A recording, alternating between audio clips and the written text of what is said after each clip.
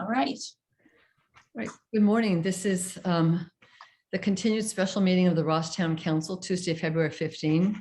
The first item on the agenda is the call to order and the roll call. Yes, Councilmember Breckus. Aye. Councilmember Kircher. Here. And Councilmember Cool. Here. Councilmember McMillan Here. and Mayor Robbins. Here. The second item is the posting of the agenda. Has the agenda been posted? Yes, it has. All right, so now we're on item number 339 Fernhill Avenue. First, for ex parte communication, has anyone had any ex parte communications to disclose? So I would want to share, I had two conversations about traffic enforcement with a Branson board member who called me over the weekend and again yesterday. So for this item, this is a continuation of the discussion about Branson's application to amend its existing use permit to increase its enrollment. The council considered this amendment for the first time at the January 13 meeting, and after conducting a public hearing, began its deliberations. Branson's application was discussed again at a special meeting February 8. That discussion was continued to today. Council members have indicated that an enrollment increase of 100 can be approved and that the project is exempt from CEQA. This morning, we will continue to discuss conditions of approval. A resolution and conditions of approval were sent out February 12.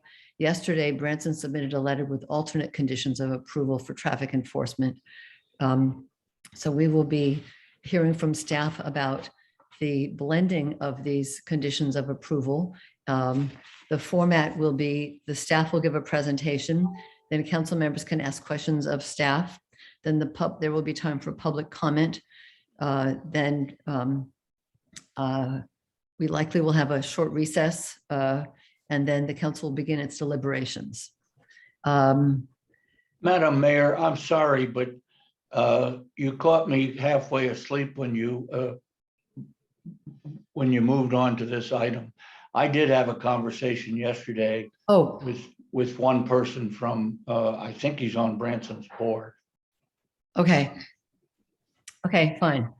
Then let's move on to the staff presentation, please.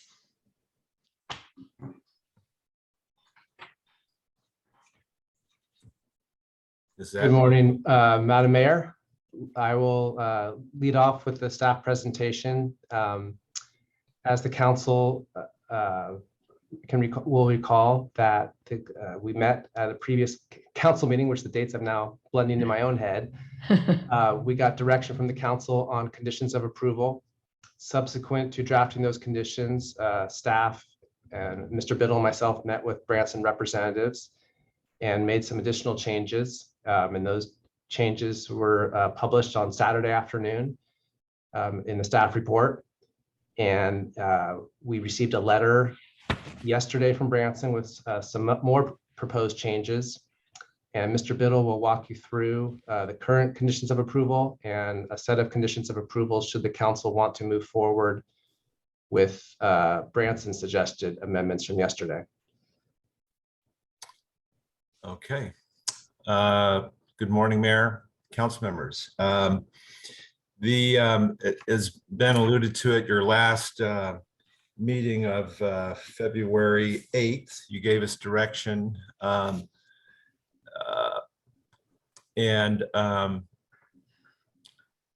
just, Rich, you jumped the gun there posting this, but Right. that's okay. That's okay. You can leave it up. So last on the 8th, you gave us direction. We made revisions to the conditions, and I'll just sort of walk through what we did. Conditions 11 and 12, you'll recall there are a couple pages in there. Thank you, Rich. Conditions 11, there you go. And then 12 right below it relate to the use of the athletic facilities. Again, you'll recall the council gave direction to utilize the language that Branson had presented in there. I believe it was a January 25th proposal. And then condition 13 right below it, council gave direction. This is in relation to the utilization of amplified sound for related to non-athletic events. Council gave us direction, particularly in relation to some of the language there in subset A, limiting to no more than 10 events, 7 to end no later than 7 p.m. and 3 no later than 10 p.m. We also, I'll just drop down quickly to condition 19 is a new condition that was added as a result of direction provided by the council. This condition relates to the town being reimbursed by Branson for costs that the town incurs in relation to its oversight of the TDMP monitoring. So there are a couple of instances where the town will likely need the assistance of a consulting traffic engineer. So this provides for reimbursement of that expense as well as any related cost of town staff. So that's condition 19, and that again was in relation to direction provided by the council. If we can go back up to condition 3. And condition 3 keep going. Thank you, Rich. Condition 3 relates to the TDMP, and this was put together primarily in response to, I think, one of the comments that Councilmember McMillan had made about wanting to have everything sort of in one place. And so what we did was we walked through and went through the TDMP to identify areas of the TDMP that might need to be modified to the extent they were inconsistent with conditions. And so we've modified the TDMP in 3 places. First, under subsection A there, we modified the executive summary to eliminate language related to subsequent reviews after 10 years. That was language that the council objected to. Then in condition subset B there, language was added to, I believe this is a response again to Councilmember McMillan regarding wanting to make sure that the neighborhood partnership group was open to residents, households in neighboring streets, as well as having Town of Ross representatives there. So we've modified that. Then subsection C, this related to the single student drop-off. Council gave direction really in relation to the second item there, which was focused on the afternoon pickup.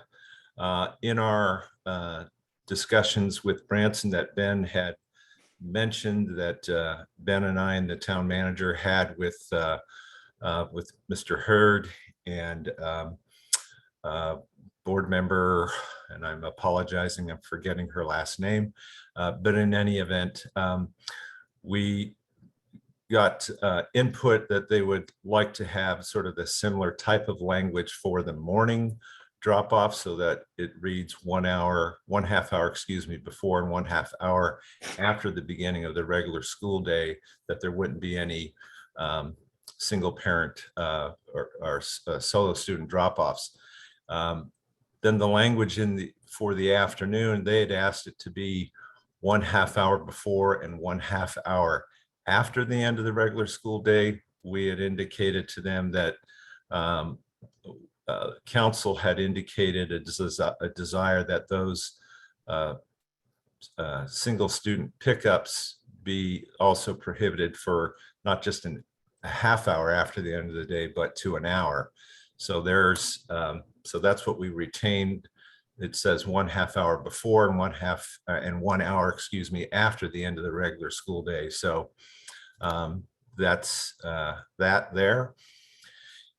And then subset D below, what we did is chapter 4 of the TDM plan is where all the monitoring and sort of, the results of, or the effect, if there's a violation of the monitoring, was provided for in that TDMP. So essentially, we've just deleted all that and essentially said, to the extent, the monitoring is going to be governed by condition of approval number 18. And then to the extent there's a violation, that's going to be covered by condition of approval 1. So that's what is intended there. Now, if we can go just briefly to condition 18. 18 outlines the monitoring. There's going to be a fall monitoring period and a spring monitoring period. Each of those periods will encompass 40 days of monitoring. They will then, those 40 days would not include Saturdays, Sundays, holidays, time when the school is in break. And then the report, once it's generated, and that's a little bit further down, Rich, if you would. Right there is good, thank you. The report that gets prepared, it's not going to include 5 days with the highest trip rates and 5 with the lowest trips. And that's a means to sort of avoid any inclusion of any sort of outlier days that for whatever reason were extremely high or low. And then so essentially it's going to, the annual report is going to look at these essentially 60 days of monitoring and generate your average daily trip rate as a result. And then there will be a report that compares that average daily trip rate as against the average daily trip limit that's in the TDMP, which is essentially 912 trips per day. So that's the annual monitoring report that gets generated as a result of condition 18. The very last sentence there in condition 18 acknowledges that for the first annual monitoring report, it's only going to include the fall monitoring period in calendar year of this calendar year. Okay. If we can now go back up to condition 1. And based on the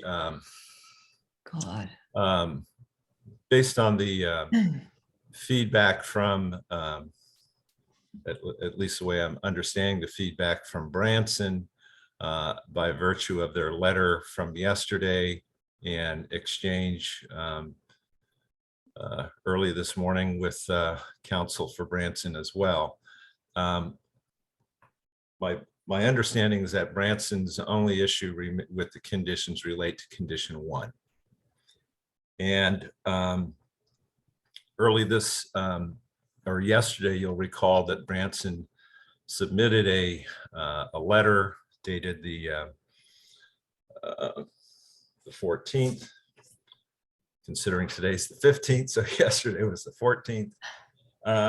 And in it, they proposed that rather than, to the extent there's a violation of the average daily trip limit, and instead of just a reduction in enrollment, that after the first 4 years, and you'll drop down below, if you will, a little bit, Rich, thank you, right there. Essentially, their proposal is that after the first, once Branson has reached their 420 students, and they have operated without a trip limit violation enrollment reduction, which is a defined term just right up above it, which essentially means they violated the trip cap. So once they've reached 420 and they don't have a violation for 1 year, then in the event that they do violate the the average daily trip limit, that violation will be accounted for as follows. So the first violation and all subsequent odd numbered violations. So we're going to alternate, essentially, is what's going to happen. So in the first violation, they would be subject to a fine of $100,000.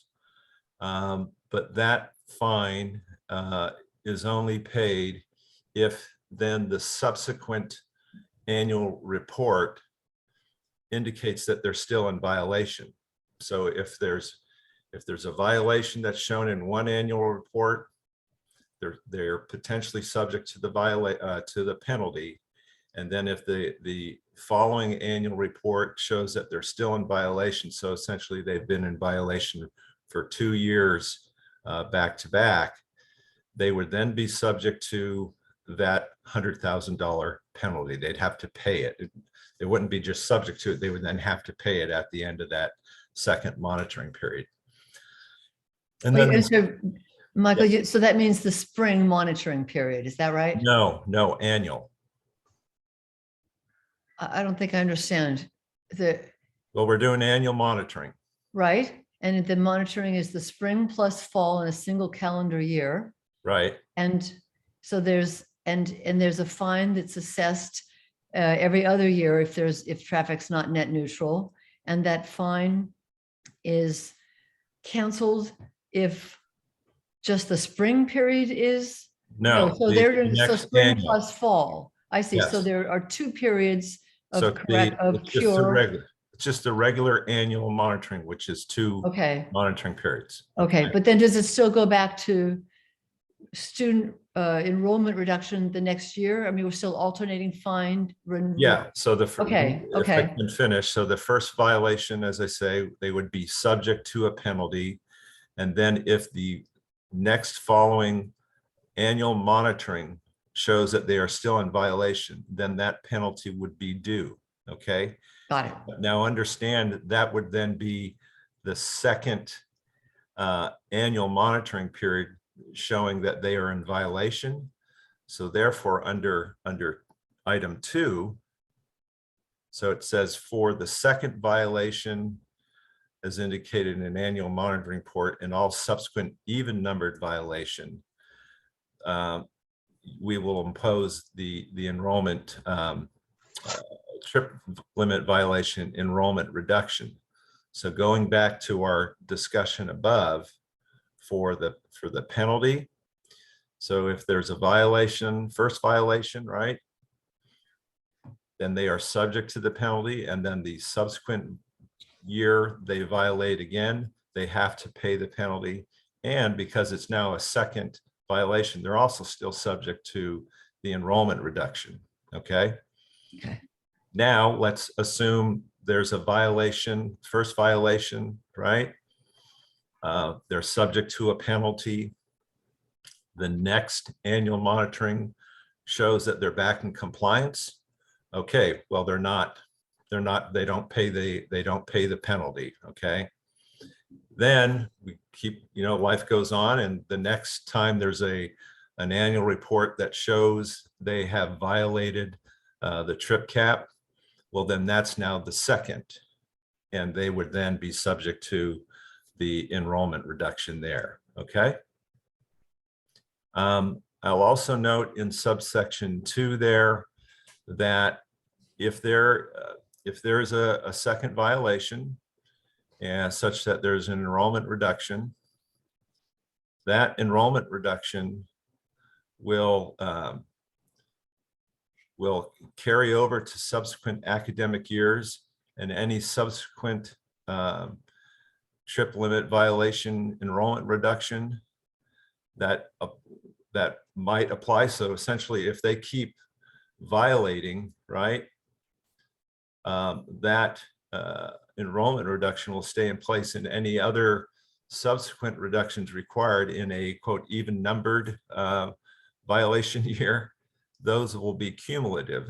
And so, so you could have an enrollment reduction of 25 one year and they're still in violation, and now that's a a third violation, so they become subject to the penalty. And then there's another annual report that shows they're still in violation. And so, let's say they lose another 5 students. That loss of student enrollment accumulates until such time they there's an annual report that shows that they're not in violation. And at that point, the enrollment maximum sort of resets to the maximum allowed. So there's, if there's a possibility that if they keep violating, that the enrollment can ratchet down. But of course, they never go below their 320, which is what they have currently.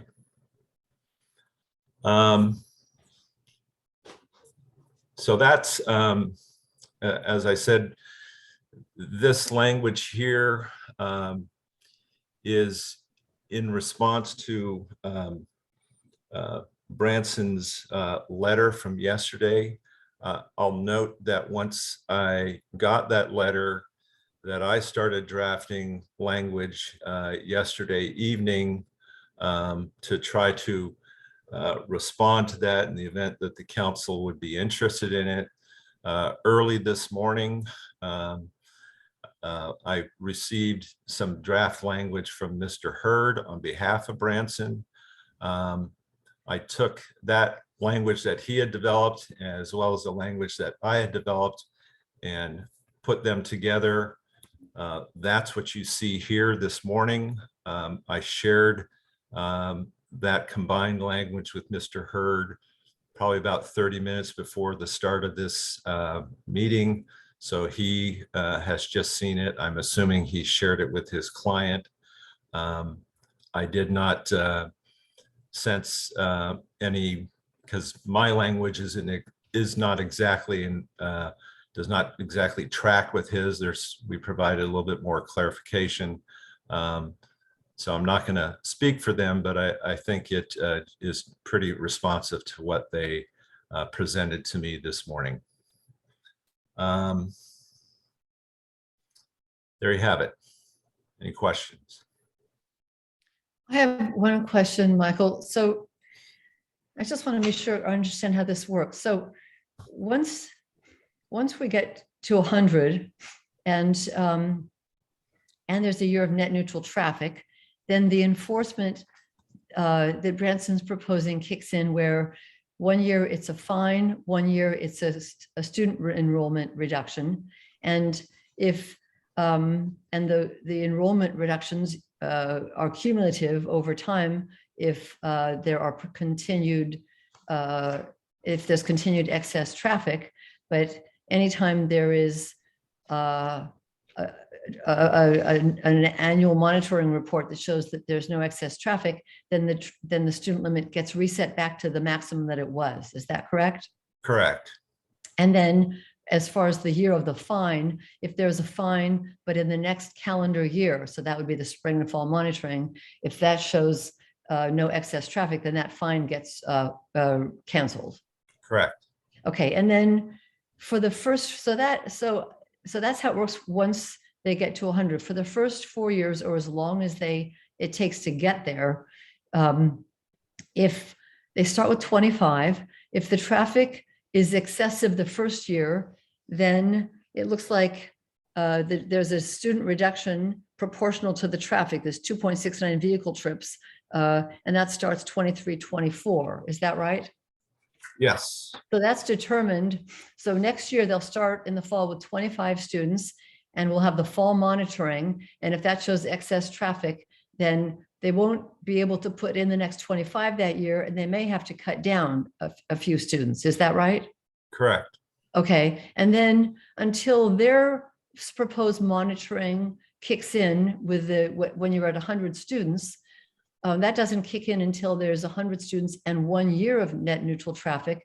But in the interim, once they get to 100, but we haven't started this alternating, we're still using this method of enforcement so that every year there's a reduction in students proportional to the excess traffic until they get to 100 with a year of no excess traffic, and then their alternating kicks in.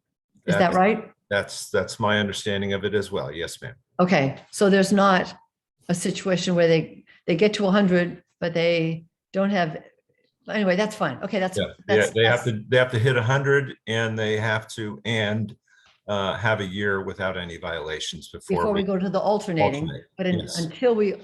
until they get to 100 with no excess traffic, we're using the same enforcement as for the first 4 years, a proportional reduction based on the annual traffic monitoring report.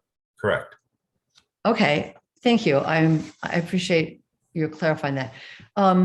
Let's see, I wonder, either raise your hand or speak up, because with the screen share, I'm not seeing everybody at the same, oh, now I can. All right, questions from council members for staff. Councilmember McMillan. Yeah, I'm not sure how to phrase this question. I'm not sure I really understood the alternating fines and ability to cure and not pay a fine. So once they have an overage, then the fine kicks in. It doesn't have to be, cured, and then the fine starts over again. If you cure it, then since you've had a violation, you are automatically qualified to get the enrollment reduction. Is that how it works? Well, it's just, let's see. So there's a couple of questions in there. So first off, if there's going to be an annual report, right? Generally, for the most part, other than this first report, it's going to be spring data, fall data, okay? Right. Mhm. And if one of those annual reports shows that they've exceeded the trip cap of 912 trips, average, I should say, then that would be the first violation, okay? At that point, they become subject to the imposition of a potential penalty of 100,000. Mhm. Then whether they have to pay that penalty or not will depend on the results of the subsequent year's next following annual report. If that annual report shows that they are in violation, okay, so now that's 2 years in a row that there's a violation. Right. If that second report shows that they are still in violation, then the penalty, the $100,000 penalty, would then become due because they didn't cure it, okay? Right. It just so happens that that second report is now the second violation, right? Because they didn't cure. Right. Correct. So that's 2 annual reports now that there's been a violation. So under that subset 2, that is the for the second violation, right? Yeah. It would also be, in that instance, just so happens to be also the second, and they would then also be subject to an enrollment reduction. Now, let's go back. We have a first violation, right? You're subject to a potential penalty. The next annual report shows, oh, they're fine, okay? So the penalty, they don't have to pay it. Mm-hmm. We keep doing our annual reports. The next one that shows up that there's a violation, that would then be the second. They would then obviously they would then be subject to the enrollment reduction in that case. It's They just also that, pay the penalty? no, because it's the penalty only gets paid if the immediately following period, annual reporting period, shows a violation. Okay. I think so. So, I mean, it means that if they have, I mean, no matter, nothing resets. It's either fine 1 year, reduction 1 year, fine 1 year, reduction 1 year, correct? And then if it's a fine year, if they're over and it's a year of a fine, then they don't actually have to pay the fine until they get another year of monitoring. And if they fixed it already, then we don't ever charge the fine. If they didn't fix it, then then they have to pay the fine that they didn't cure, but then it's also a year where they're over. So that's a student reduction year. So there's a student reduction too. Yeah, I mean, just think of it this way. In order for a fine to be imposed, you have to have 2 back-to-back annual monitoring reports showing a violation, okay? It's- Does that make sense? Yeah, that makes sense, but it kind of strikes me that if we're going to make them pay a fine and have an enrollment reduction, it's kind of a double penalty, but maybe I'm not understanding it fully. Well, I mean, because the way it's drafted, if you don't want to have that effect, then I have to do some further revisions, but you know, what I'm merely pointing out is that when you have 2 back-to-back, that's a first violation, which is triggering the penalty. The second now says, okay, you didn't cure, so you have to pay the penalty, but it also happens to be a second violation, which is the alternating aspect of this. And so, there would be an enrollment reduction. Now, if you don't want to, as I say, if you don't want it to be applied in that fashion, we'd have to do some further revisions. But Well, isn't it this that every is- year there's a penalty? 1 year it's a fine, 1 year it's enrollment, 1 year it's a fine, 1 year it's an enrollment. And there just is the possibility of not having to pay that fine if they can get their monitoring in line. Correct. So it's just that we're sort of delaying the fine. I mean, it's technically due when it's assessed, but there's sort of a grace period in case they can save money and fix it. But if they can't, then they do have to pay. Well, let's see, Councilmember Breckus and then Cool.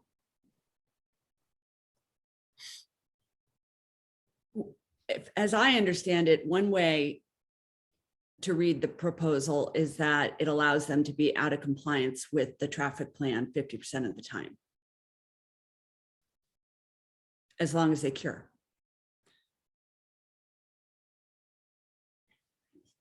So they violate it, the next year they cure. They violate it, the next year they cure. No penalty ever accrues if they continue that pattern. No, they violate it, they cure it. The next time there's a violation, that is now a second violation. And so there's an enrollment reduction. So if there's a violation, that's your first, and they cure it.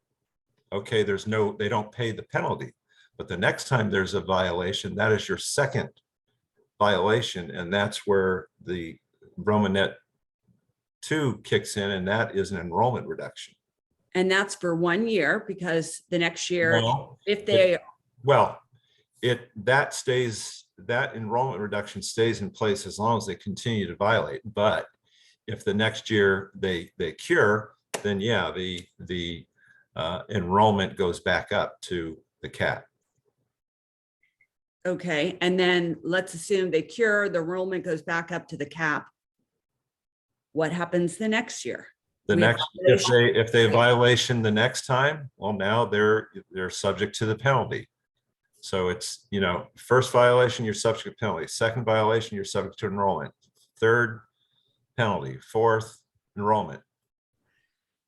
I guess I have another question. In 10 years on council, I've never seen it where we have invited comments to conditions of approval for any applicant. I mean, we've never done it on a planning item. I've had countless use permits over the years. I've never seen the applicant be allowed to propose their own conditions. I understand that you had some meeting and they talked about it and then they sent this letter. But am I understanding this isn't staff's recommendation as to an alternative condition? No. Just put pen to paper on what they were proposing. Put pen to paper to what they were proposing as we would revise it, to the extent that the council is inclined to, sort of go along with their broadly, worded requests in their letter from yesterday. So we looked at that, knew that they were going to be presenting something to you, received that at 2:00 this morning. draft language and spent some time early this morning to go over it versus language that I had worked on yesterday afternoon in response to the letter, thinking that the council might want to entertain this. And then I merged those two concepts together, and that's what I presented to you this morning. Yeah, and let me just be clear, we're not making a recommendation for this. This is just language that if the council wants to, move forward with the comments expressed by Branson yesterday, this would be the language we would propose. Krista, Town Manager Johnson, and then Councilmember Beach. Cool. Thank you, Mayor. I just wonder if Michael did not go through what condition 1 was as presented in the staff report from Saturday. And I wonder if it would be helpful for the council to have him just briefly walk through that as published in the packet for last Saturday. Well, I mean, essentially, it's what we've been talking about without the provision related to the penalty. There would every, to the extent there is a trip violation, there's a corresponding proportional reduction in enrollment. Councilmember Cool.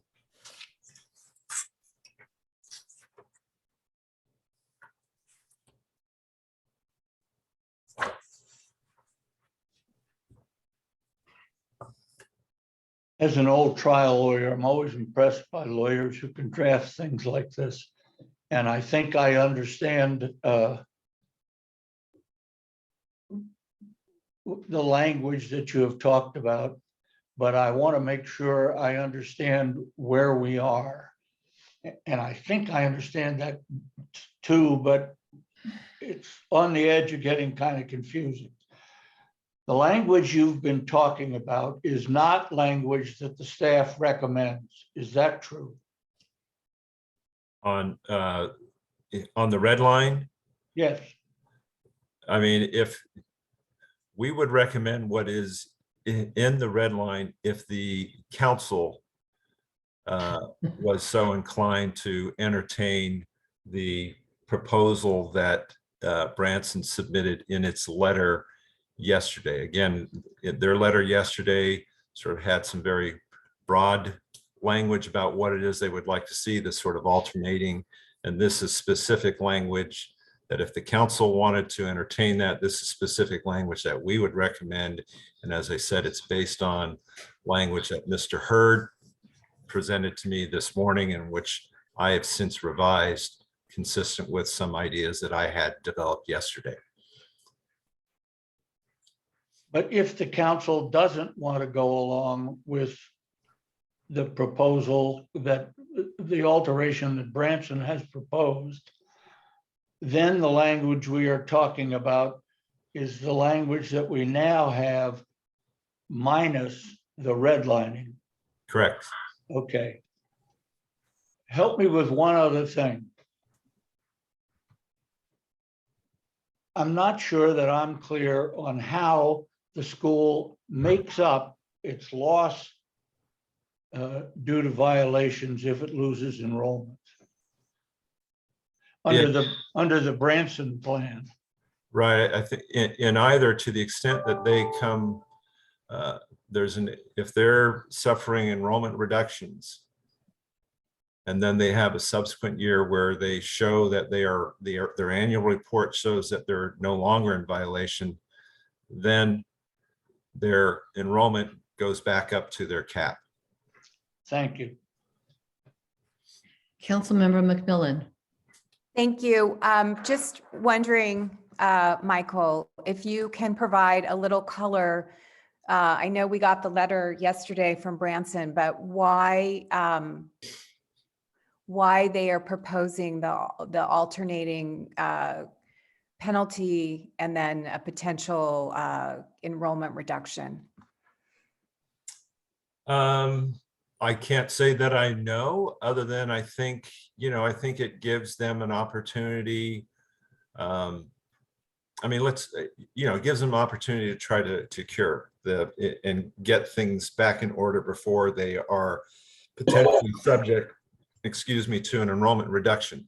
Let's also be very mindful of the fact that the loss of one student enrollment based on current year's tuition is, fairly significant sum of money. And if that just keeps going on, that it's not just, 50,000 a year for once, it keeps going year after year after year until such time that they cure things. So I think they're looking for the opportunity, as I say, to, okay, let's, stem the tide a little bit. Let us have an opportunity to try to fix this thing before you get into, the potential enrollment reductions. Because again, as I say, roughly $50,000 a year annual tuition just for one student, that can accumulate over 4 years, obviously, right? If they're unable to, correct things. Michael, I have a question. It sort of comes from Elizabeth's question about, does this kind of in effect have a year of compliance and a year without? I mean, would there be sort of a hybrid that kind of meets that, such as 2 years, the penalty would be for 2 years in a row, enrollment reduction, and then the third year is a fine that could be cured? I mean, is that something that could be considered? Would that be helpful? One, I'm not sure I understand. Instead of alternating every other year, put it on a 3-year cycle. In violation 1, fine; violation 2, enrollment rollback; violation 3, enrollment rollback. Then another 3-year cycle. Next violation, fine; next one, enrollment rollback; next one, enrollment. So it's a 3-year cycle and not a 2-year cycle of alternating enforcement methods. You can do that. I mean, as I say, we'd have to redraft this or look how to make that work. I have to share that it's often much easier to say things in verbal words than to put it down onto paper so that it makes sense from here into eternity. So, I mean, I think we can do that, but it's I don't know that it's necessarily something we can just do on the fly. And I think my reading of these whole proceedings is that the council is really interested. They're not so interested in the money. They're interested in making sure that the traffic stays, net neutral as it's been promised in the TDMP, and that's what you're shooting for. And I think when we appreciate the potential financial penalties to Branson in the event that they're violating and they are at risk for enrollment reductions, those enrollment reductions and the resulting financial hit are, I think, of potential, are significant enough that I think that they have enough incentive as a result of that to make sure that they continue to, monitor, do the monitoring and implementation, really implementation of their TDM measures to make sure that they, keep their program within the confines of the enrollment or the trip limit. So, I think what we've got presented to you, if it's something that the council is interested in, I think strikes a decent balance there. One other question, again, sort of going from Elizabeth's concern, and also based on how I read Branson's letter yesterday, for the fine, my understanding from the letter yesterday was that it said it would be cured in that if it isn't assessed, it could be canceled if the cure is in the next semester, which would be the spring. Is that a better option because it's faster? Or is that not, then right away? I just think that overly complicates. We're going to have to then require a separate monitoring report for spring. I just think it makes it Yeah, okay, unduly complicated. okay. It's sort of, that's how I read their letter, but I see how spring plus fall is easier to track. Yeah, and if we're just staying on an annual reporting cycle, that is easier. Because it's, I think by these discussions, I think we can all appreciate it's complicated enough as it is. And that just would add another layer. Okay, other questions for staff?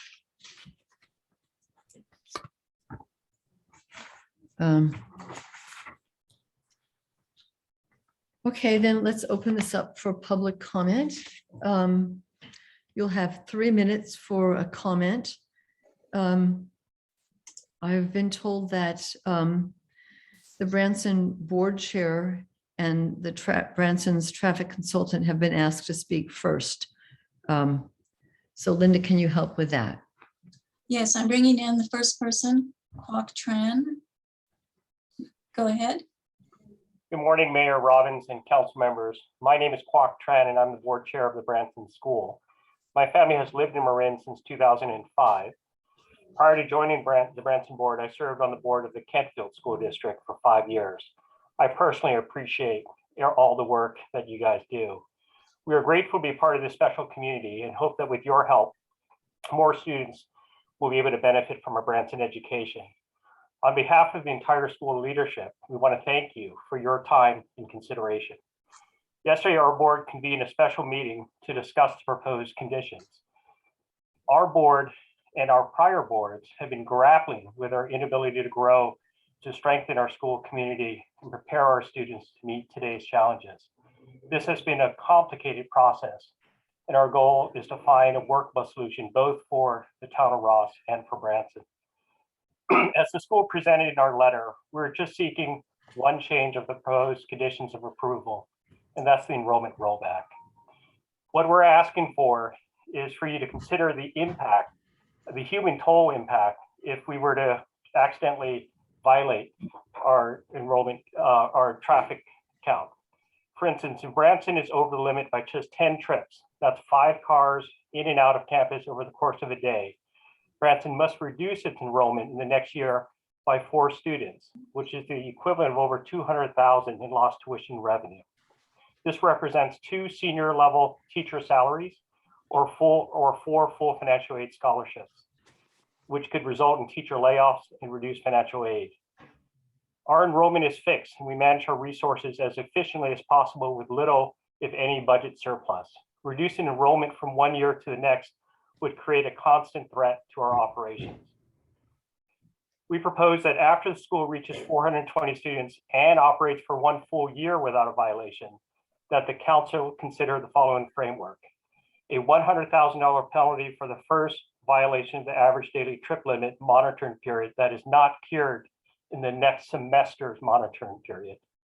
And 2, a trip limit violation enrollment reduction for a second violation of the average daily trip limit. This amendment, we believe, creates a more proportional penalty structure that would hold Branson accountable, but also help us give us time to negate any negative traffic impact on our neighbors.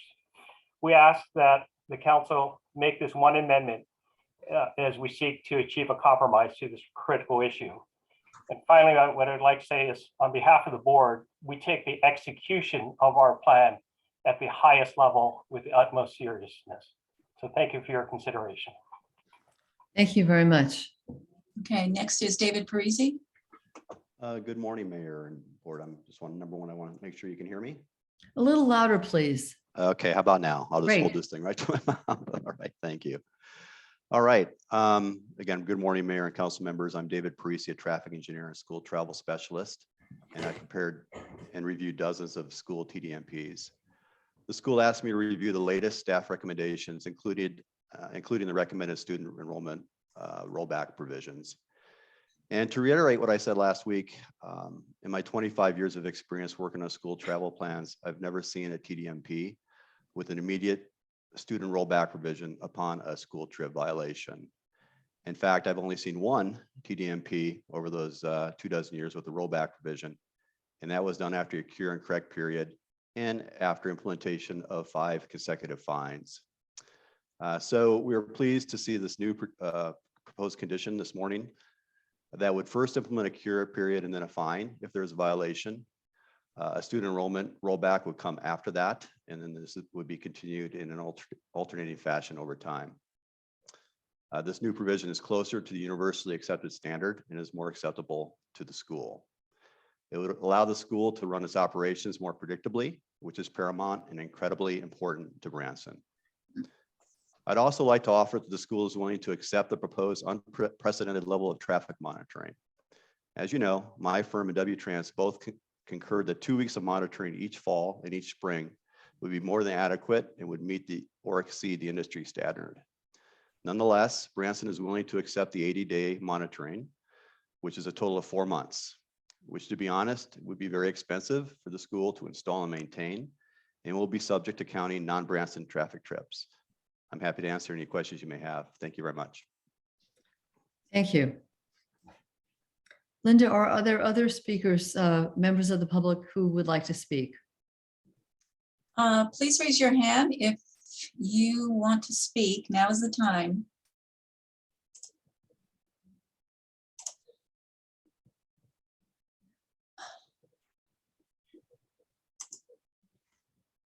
Okay, Peter Nelson, go ahead.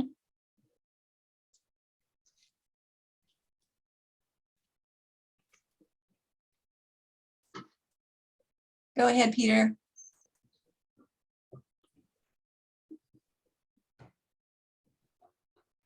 Peter's muted.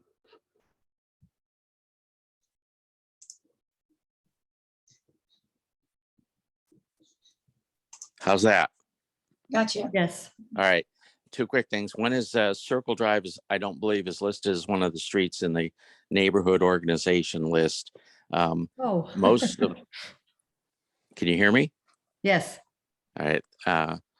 I'm sorry for the joke.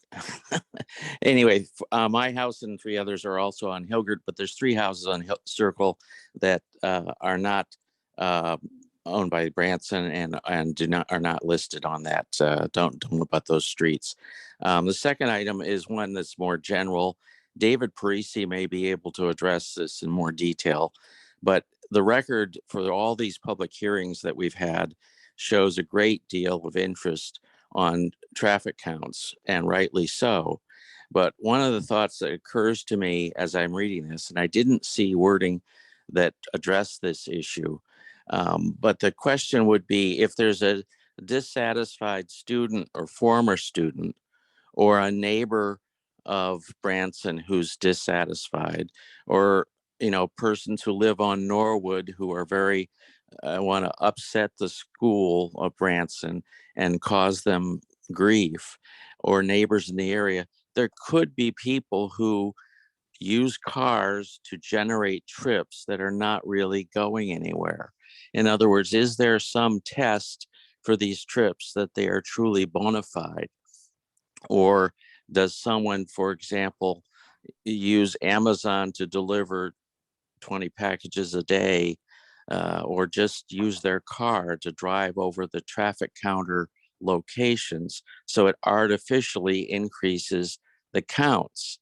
If this artificial increase is done, as the chairman of the trustees of Branson just outlined, only 5 trips over the maximum has a severe impact. Clearly, I hope that David Parisi is able to detail that there is language that addresses this, but it seems as though while most neighbors of the school are supportive, there are people who are not supportive. And I would hate to have adverse impacts to the school based on really fraudulent manipulation of the traffic counts. Thank you. Thank you. Next is David Peterson.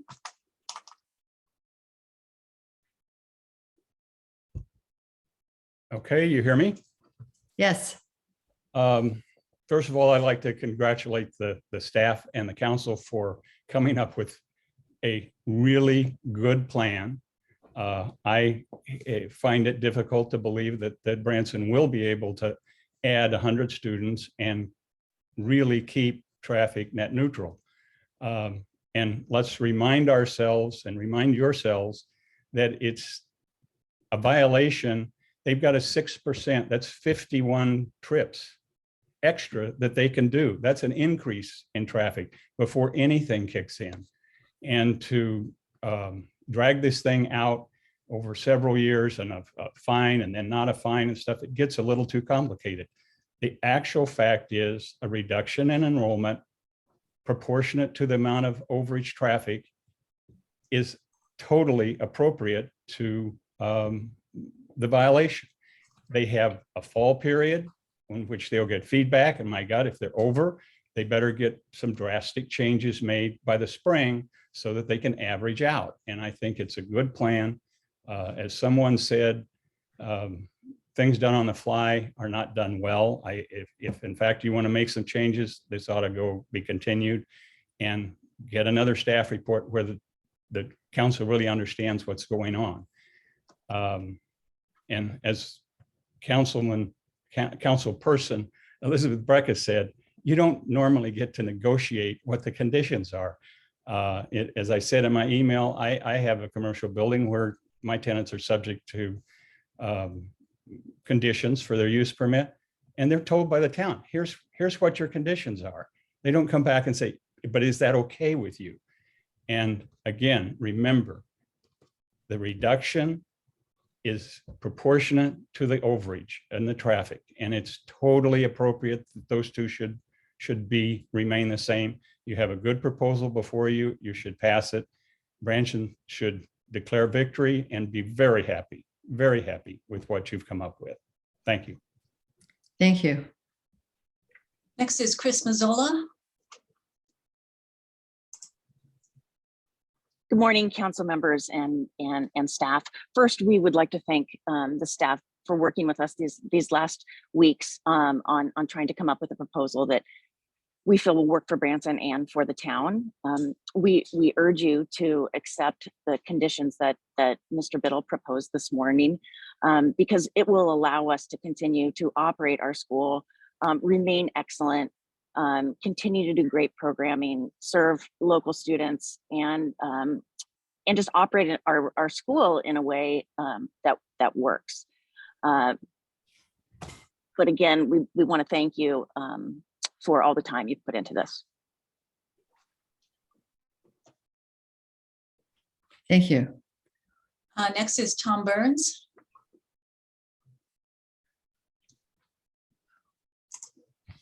Go ahead, Tom.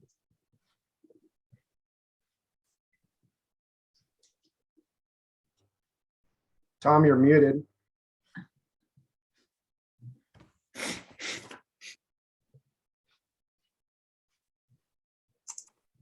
Am I on? Yes. Oh, good. I apparently wasn't there for a few seconds. I just have one question. What is the 4-year provision? It seemed to say to me, if they have 4 years of compliance, all this goes away, but I may not understand that. So what is the 4-year standard?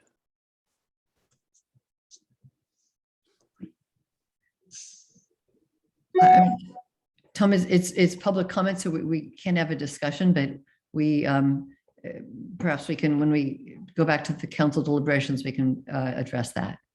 Oh, that's fine. Thank you. Question. That's all. Okay. Thank you. Any more for public comment? Please raise your hand now. Going once, going twice. Okay, back to you, Mayor. Thank you. Let's take a 10-minute recess so that people can kind of read the conditions again. And if I guess council members, do you feel that 10 minutes is enough before we start our deliberations, or would you like a 15-minute recess?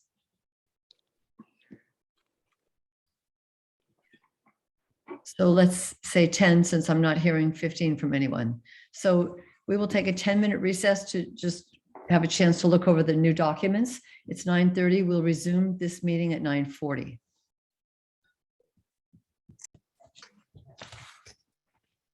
So we will now continue our meeting. We'll start with council deliberations.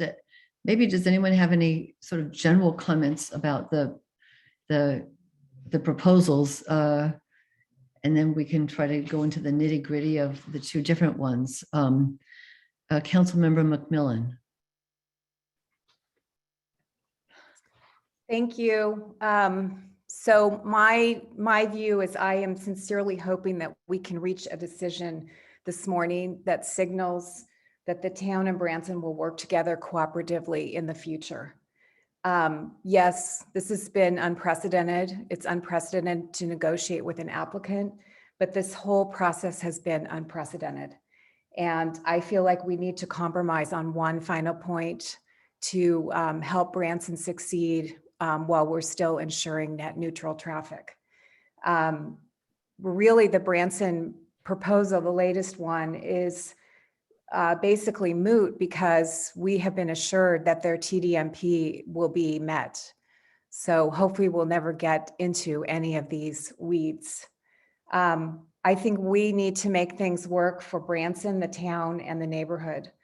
And stepping back, I think it helps all of us to look at how we got here. 5 years ago, after Branson's efforts to move to Strawberry, our community recognized Branson's desire to expand and remain in Ross. At the same time, many recognized the needs of the neighborhood as the school, which began 100 years ago as a small girls' boarding school, is in a quiet residential neighborhood accessed by narrow, winding roads. In March 2020, 60% of the voters approved Measure F, but this was not a mandate for Branson to increase by 100 students, despite what so many have repeatedly claimed. Rather, it allowed Branson to submit an application to expand from 320 students up to 420, with the council put in the extremely difficult position of determining adequate conditions. Measure F actually gave the council broad leeway. We could have capped enrollment at 320 if we believed there were not adequate safeguards to protect the neighborhood. After Branson submitted its application in spring 2021, staff worked with Branson until the end of 2021, but received absolutely no input from the council or the public. In hindsight, there should have been interim check-ins along the way for the council and the public to provide feedback to staff and Branson. I sincerely regret that this was the process. Branson has understandably felt frustrated by it, as has the council.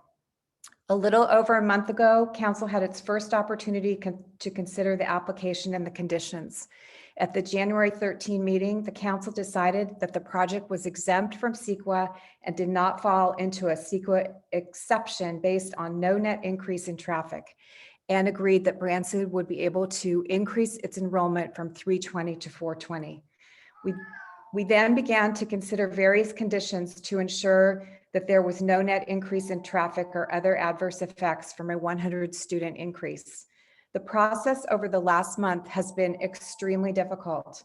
While I appreciate some members of our community are fierce advocates for Branson, it was not constructive to attack certain members of the council individually or question their motives or integrity, create a Branson versus the rest of the town atmosphere, distort the facts or provide only certain facts to support an argument, create a situation where those who yell the loudest may get their way. For example, at our special meeting last week, I was really shocked when one resident said we were an embarrassment and an example of government out of control. In fact, we were performing our duty to all residents of Ross, tedious as that may be. One resident complained that we were trying to extract another pound of flesh.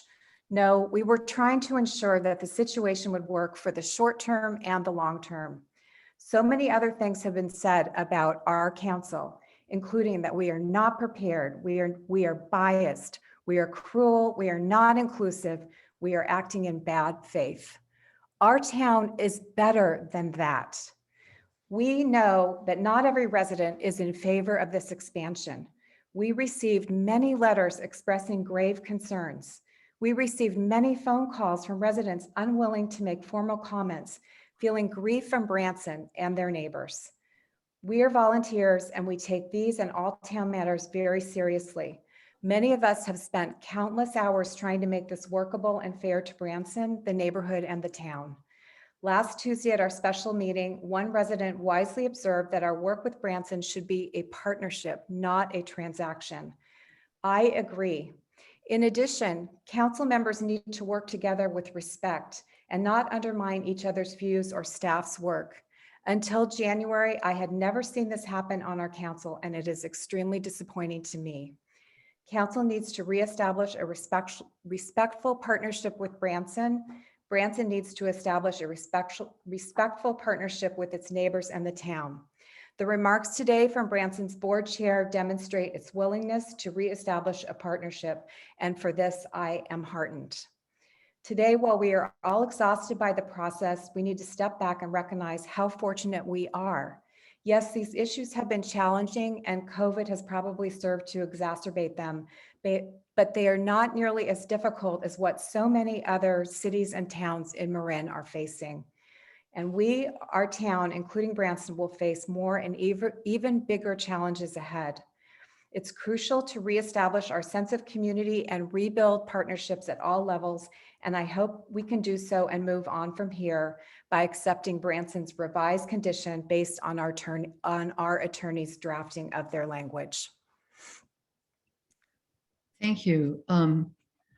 Just on the subject of kind of overall comments, I wanted to mention that, there's just this, almost obsessive focus about net neutral traffic, but the town is really obliged to focus on net neutral traffic because it was really the keystone of Branson's entire project to increase enrollment. That the Measure F campaign and ballot documents all promised net neutral traffic.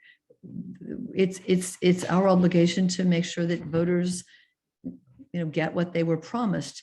In addition, the CEQA exemption for the project to increase enrollment was based on net neutral traffic, that there would be no traffic increase. Had there been an increase in traffic projected, then there would have been a requirement to do an environmental impact report. So it's not really the council trying to be hard on Branson. It's that we are obliged to ensure that there is net neutral traffic. And I think with a lot of work over the last year, and especially the last month, I think we're really close to having agreements that indeed achieve that and let everyone move forward. So let's start. Does anyone, after the comments and then the public comment and the recess to look at things, before we deliberate, are there any other questions for staff? Councilmember Breckus, or maybe it's a comment, but go ahead. Thank you. I just would appreciate if our legal counsel can speak to what Branson previously said was a nexus lacking in support of our findings. I'd like to hear a response to that. Sure. As you may recall, Branson, the last meeting, submitted a memo outlining the legal authority for conditions of approval. I just would like to note that, while there's a requirement that conditions attached to land use entitlements such as this must be reasonably related to the use of the property for which the permit is issued, the nexus rough proportionality test that was referenced in that memo really deals with exactions and fees, which is not an issue of any of these conditions that we're imposing. So, the courts will look at whether or not the condition is reasonably related to the use of the property and whether there's findings to support that. And I think the resolution that you have before you sets that out.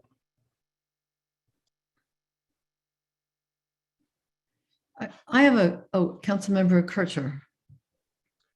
Yes, I just want to join in Councilmember McMillan's statement. I think it was very well said. I hope everyone can take her comments to heart and that we can move on. We'll come to some sort of a final decision.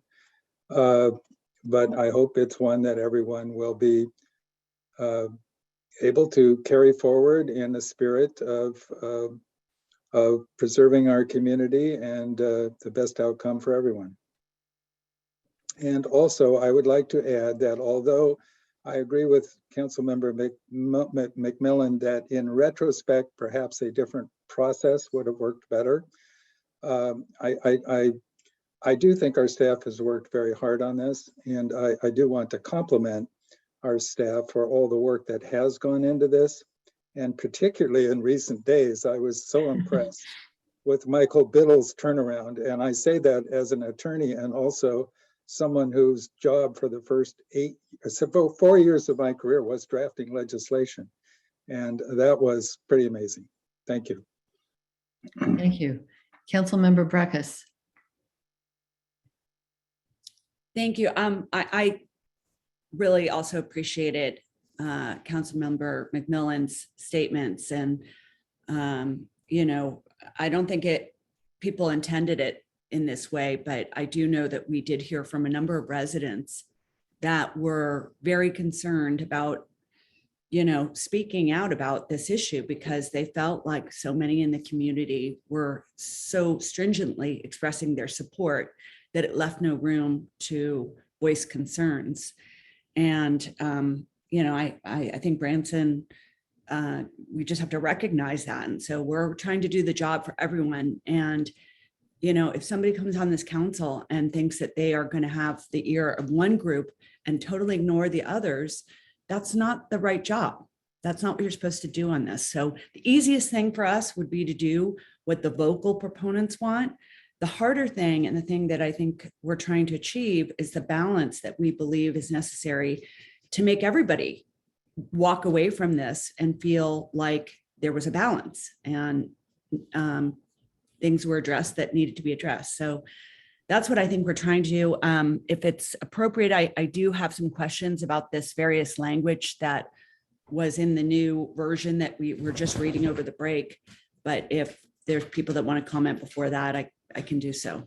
No, I think questions would be good. I have a question too. So go ahead. Let's do a round of questions about the wording or anything about the documents, and then we'll continue to deliberate. So go ahead, Elizabeth, with your questions. So, I read these changes that we got minutes before or seconds before we opened up this meeting, and I've now read them and kept reading them over and over, and I'm confused by them. I think the language is confusing. It seems, I don't really understand how that first paragraph mixes with these other paragraphs. I'm concerned by the language, and maybe it's that I, need more time with it. That's possible. But I also just would say that in a general, I just do not like the precedent set of negotiating these conditions. And I feel like we really need to be true to the environmental pass that we are giving on CEQA based on, no net enrollment. And as was mentioned, there's already built in right to go above it. And what we were trying to do by having a rolling review of the trip counts, which sounds like from that can happen, is, that they can review their impact and then make some corrections even during a monitoring period. So I don't believe that's appropriate. I do, if we felt like we could modify it in some way, quote, on the fly, and I take seriously our advice that we really can't. And Michael's comment that, sometimes orally you make a condition and it doesn't work. The only language I've thought of and written up, which I don't know is appropriate, but again, page 7, the paragraph that begins commencing with the 2023-2024, that paragraph. Mm-hmm.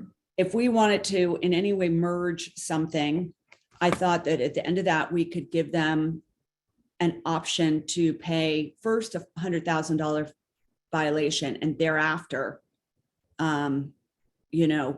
go into what we have as the enrollments. And I wondered if we could say something like, for the first violation, Branson may pay a $100,000 fine, but thereafter, the trip limit violation enrollment reduction applies. And so that is giving them, for an initial violation, $100,000 fine, and thereafter, it goes back to what we had proposed. So I think if there's some desire to that, I think that seems like a cleaner one sentence ad than is, this whole procedure they put in place, which I think is confusing, and I'm worried that the language isn't clear enough. So I'm not sure where you're suggesting to add this language. You said page 7? Exhibit A, page 7. Oh, you're, Which has amended and restated conditions. of okay. approval.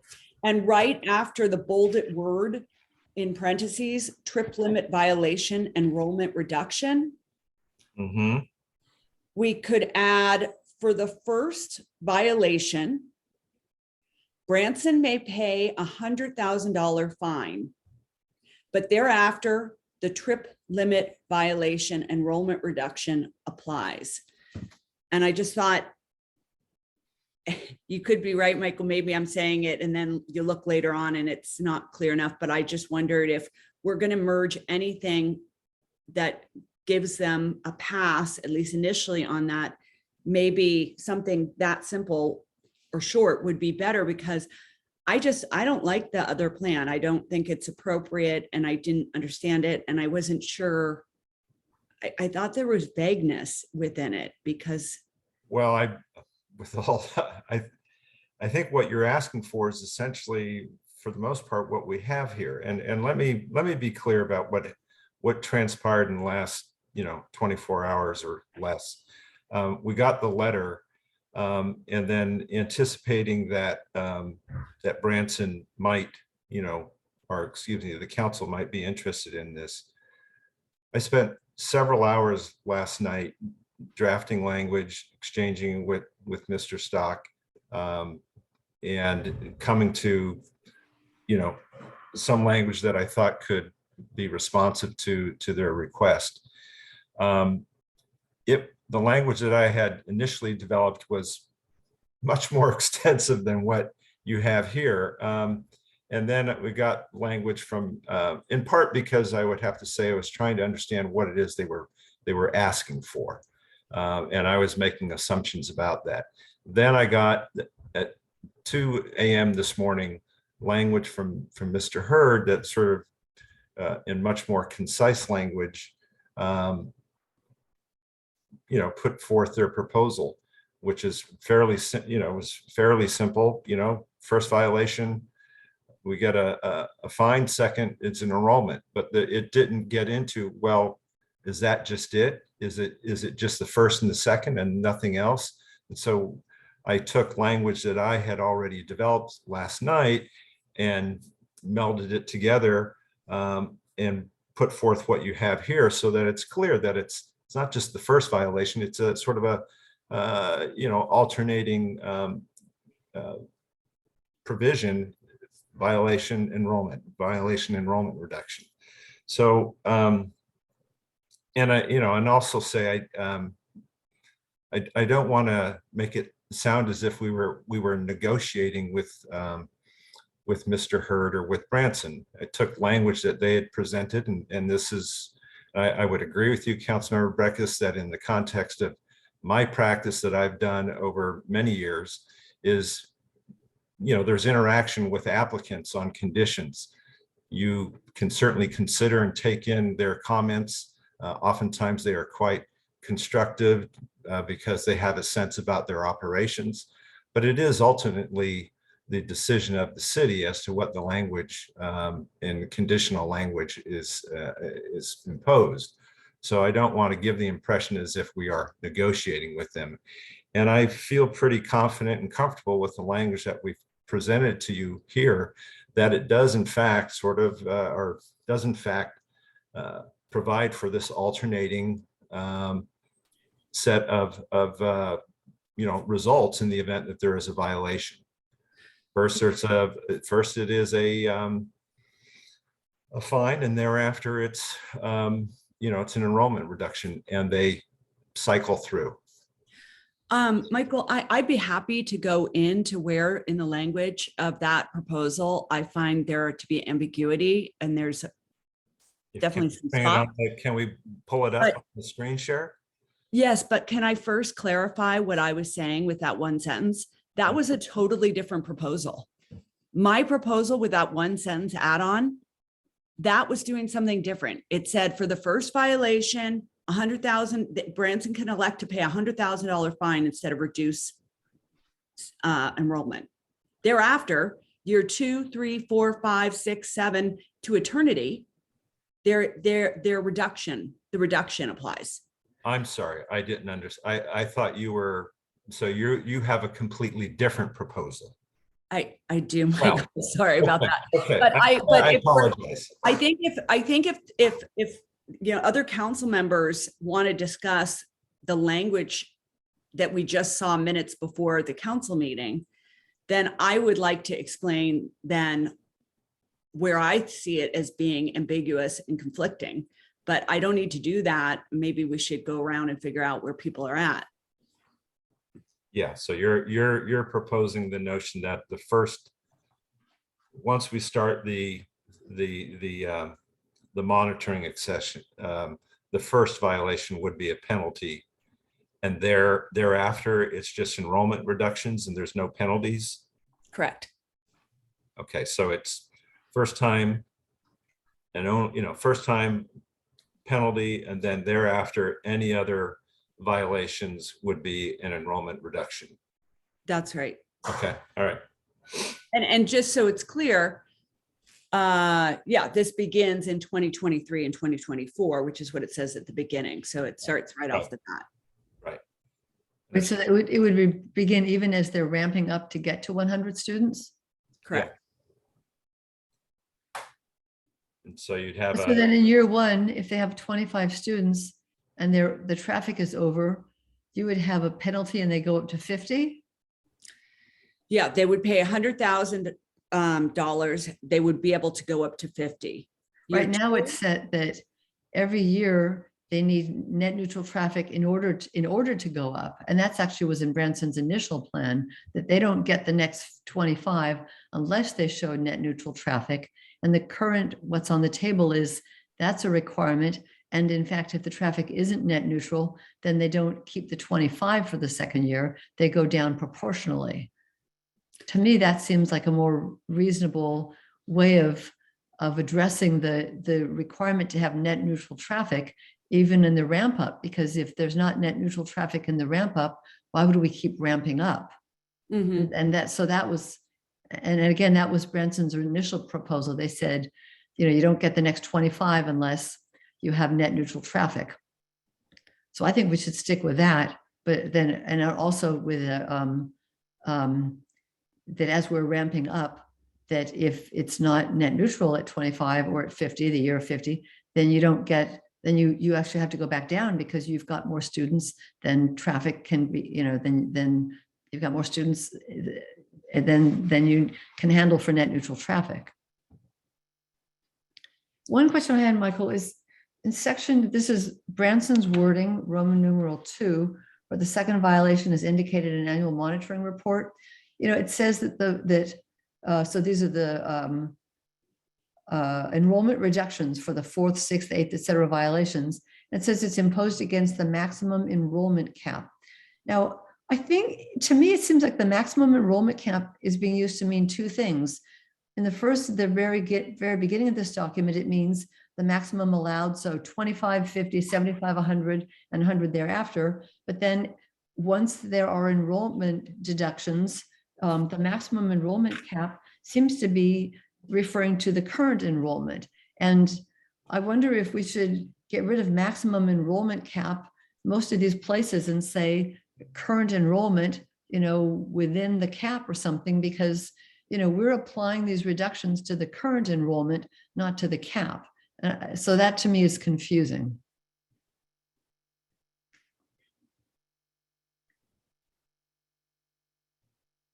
Do you see what it says, imposed against the maximum enrollment cap? But it can't mean two things. It can't mean, you know, 100 and at the same time mean the enrollment from last year, because it can't mean two things. Yeah, I mean, the maximum enrollment cap, means one thing. And that is, well, it potentially means four things. It potentially means 345 students, 370 students, 395 students, and 420 students. And so we use that term as a term of art so that, you know, that it's whatever is the then applicable enrollment allowed. And those figures apply specifically to certain academic calendar years. Right? Okay, so that's why that term is used, and that term has particular meaning. Sort of the ongoing change, potential change to that, you know, 345, 370, that has particular meaning in the first 4 years, obviously, or the, you know, the first component of this condition, where there's a possible effect from a violation of the trip cap on allowable, or what we've called annual enrollment maximum. Okay, so that term refers to whatever the maximum enrollment cap is. Could be 345, 370, 395, or 420, right? It's that amount less whatever may have been reduced as a result of a violation, which we've called a trip limit violation enrollment reduction. You take those two figures and that gives you your annual enrollment maximum. And I still don't see how you can say, how the wording can be that the trip limit violation, that I don't see how you can say that the enrollment reduction is imposed against the maximum enrollment cap, because it's not. There are, as you said, 5 different maximum enrollment caps, but in any given year, the trip limit the enrollment reduction is going to be applied to that year's enrollment, not to the cap. yeah, but Otherwise, you go back to 420 every year and drop down 3. I mean, it does say it's cumulative, you know, in that wording, but it's still not clear, you know, where it says you impose the reduction against the cap, because it's not imposed against the cap. yes, it is. I mean, in any subject to the maximum enrollment cap shall apply cumulatively, because you still, there's the enrollment reduction is a number. It's somewhere between 1 and 25, and you are going to apply that against whatever the maximum enrollment cap is that time. But if this, you know, if there is recurring violations, what I'm trying to make clear is that it's those reductions, the 5 students, the 10 students, whatever it might be, Right? those are going to apply cumulatively against whatever that cap is. Now, of course, at this point in time where this condition is getting kicked in, we're at 420. So, you know, I think, but I mean, rather than, you know, because we're at 420 and just trying to maintain consistency within this condition, why I continue to use that term. You're saying the first time that this fits for the first time because it's against the maximum enrollment cap. Yeah, it's going to be. The way it's written, it doesn't kick in until you're at 420. Right. And subsequent ones don't. Yeah, Okay, I'm fine with that. They have to get the 420 and they have to be violation free for a year before they get used to this. But at that time, it's going to be 420. Okay, and that violation free for a year, could that be year 4? Or do they need, I mean. No, it has to be for a full year after they've reached 420. But that could be year 4. So, and then, I mean, that is the full year that they've reached 420. So if year 4. They will reach 420 all, you know, best, you know. If all goes well. They'll reach that in 2024, 2025, right? 22, 23, 24, 25, no, 25, 26. No, they'll reach 420 in 24, 25. So at the end of 25, they will have had, you know, that'll be, okay, they're at 420. Now you need to wait a year Yeah. after that point, So it's a year then- after. So it's a full year of 25, of 420, and then another year of 420? I mean, yeah, no, just, so they reach 420. Okay. Okay. And then once they've done that, once that has been completed, they then have to operate without a violation. For 1 year for thereafter. another year. Yes, So we're basically talking about, I mean, we agree, year 4 is the year they're at 420. So year 5 is because year 1 is this year and they're at 25. And then year 2, they're at 50, year 3, they're at 75, year 4, they're at 100, if all goes well. And so then year 5 is their year, if all goes well, of no net net neutral traffic. So year 6 is the earliest this kicks in. correct. That's the way I read it. Okay, but 22. And it's, unfortunately, it's a bit confusing because we're talking about academic calendar years, which as we know is sort of like your fiscal years, in a way, as opposed to calendar years. Right. So that's obviously part of the confusion. But the calendar year that they're at 100 is 25, 26, right? It's 22, 23, 25, 23, 24, 50, 24, 25, 75, 25, 26 is 100. That's year 4.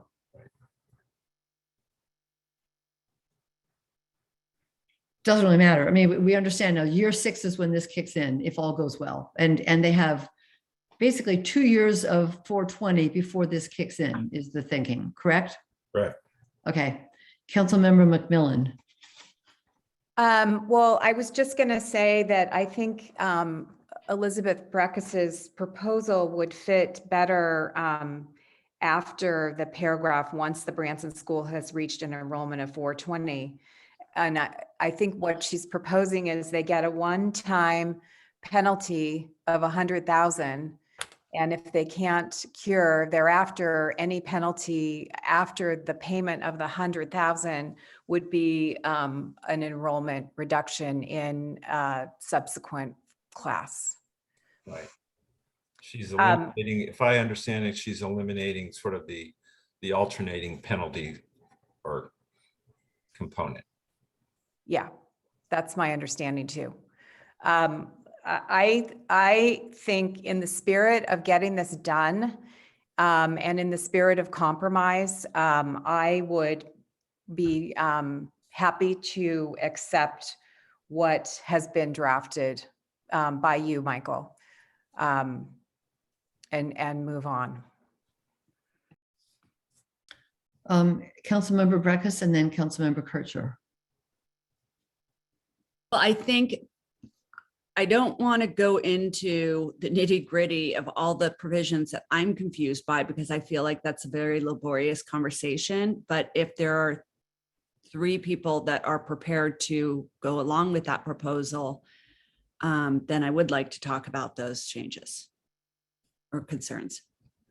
Councilmember Kircher. I'm also in favor of the proposal in Mr. Biddle's recent, in other words, the red line insertion. I think that does strike a fair balance, and it also addresses the 2 concerns that I voiced during the last council meeting, which were, I wasn't convinced that the monitoring protocol was all that reliable. And secondly, because it wasn't all that reliable, I was concerned about the automatic enrollment cutbacks. And this builds in a little more breathing room for Branson, not a lot, really. It's still, I think, very restrictive. And it allays some of my concerns about the monitoring period. And I appreciate it has been shortened and it's been tweaked and discussed. It's better than what we had before in alternative 2. But there's still some concerns with a lengthier monitoring period about the difficulty of getting some clean figures. So again, I think that the language, this most recent language, the insertion in what is it, condition number 1, is appropriate, and I support it. Councilmember Cool, your thoughts?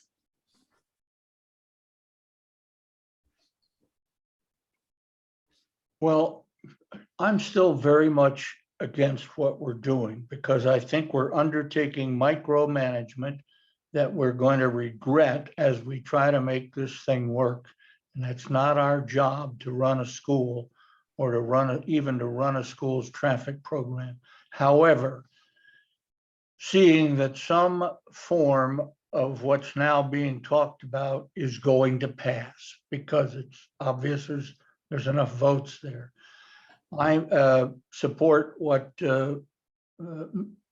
Council members McMillan and Kircher have suggested so that we can get this thing done today. We've got to stop thinking solely about ourselves and think about and be cognizant of Branson's needs. So if we can get it done today, I will support what it's even early in the day to be fumbling like this. I will support what Council members McMillan and Kircher are suggesting. You know, I mean, I think we've come a long ways, and I think that we can certainly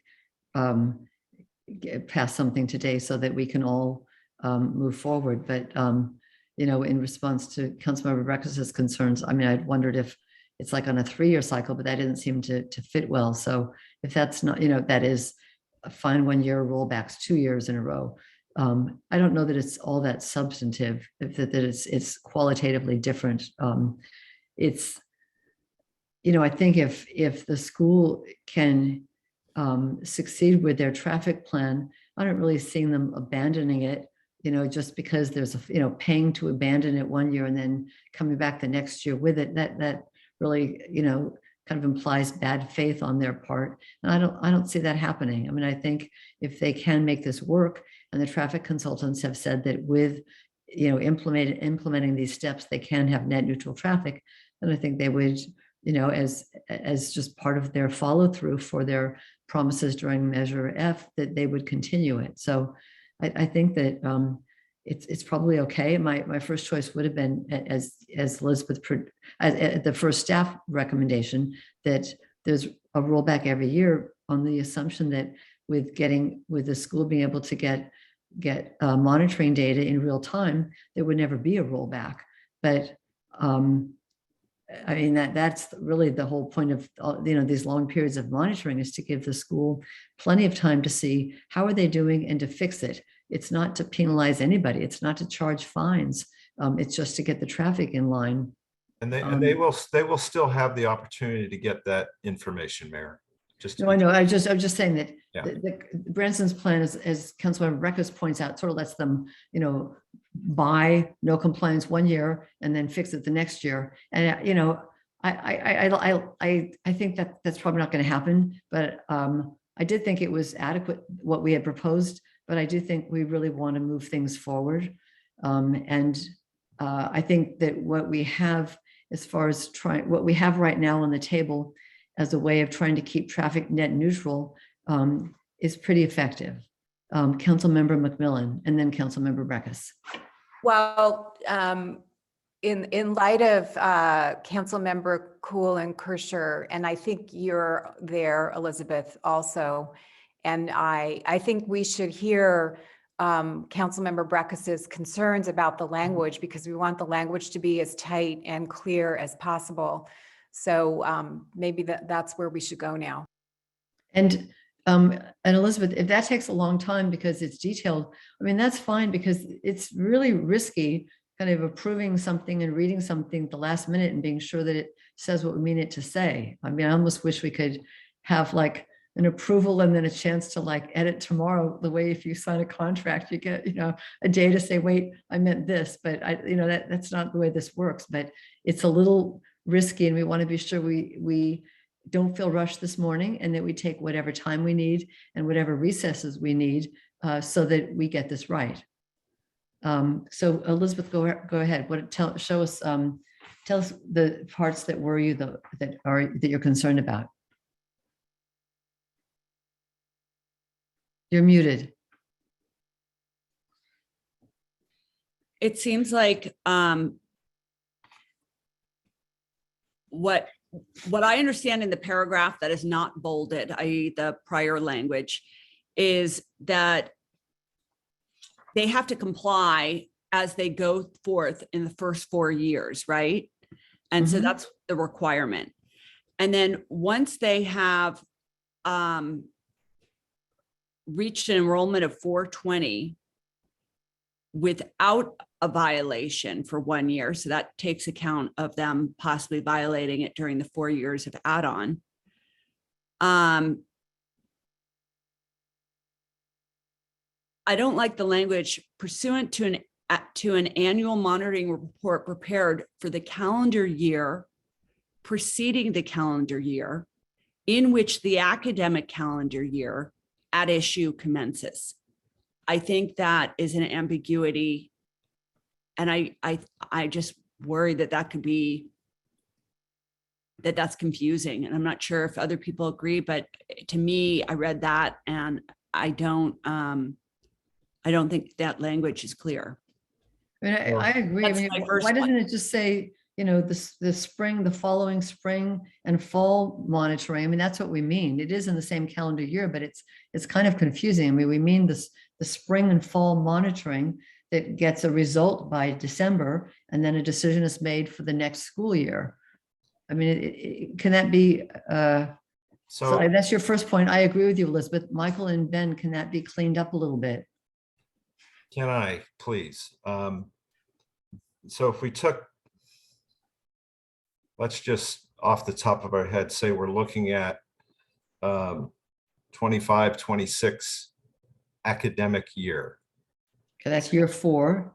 No, just stay away from year 4. Okay. Please. So 2025, 2026 academic calendar year.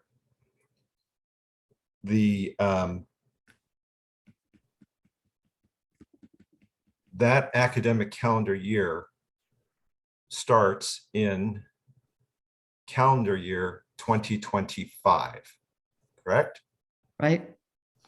And the monitoring report that we would have received by February 1, 2025 will be for monitoring conducted in calendar year 2024. Therefore, we're looking at an annual monitoring report preparing for the calendar year preceding 2024, preceding the calendar year 2025, in which the academic calendar year 2025/2026 is at issue. Elizabeth, So would it help if there's just a clarifying statement that just sort of says that, for example? I mean, I'm concerned. This is a very complicated process that I think is subject to multiple interpretations. And here we are as a council reading it for the first time. And now we're going to, you know, bog down other councils with trying to interpret this into the future, and other Branson leaders and lawyers and what have you. And I think it's complicated, and I don't think it's said well. And I don't even think that example, Michael, makes 100% sense to me, because you were using 2025 and 2020. I think you were using a 2025 year, but that's not even when this happens, because as I understand it, we don't even start this process until we get to 420 students. So that would necessarily be out further. I mean, And then, I'm sorry, if, you know, then you go down to Roman numeral 1, and it says, for the first violation as indicated in an annual monitoring report. Well, no, as I understand it, up above, we're trying to say you go to 420. So that's 4 years later. So they could have a first violation in an annual monitoring report that would not, and this triggers only after they've increased to 420. So already we're at 4 years from there. So I thought that seems to conflict. I just think this is not, this is a complicated procedure that we're putting in place. And I myself went through this and felt like there was like 3 or 4 ambiguities.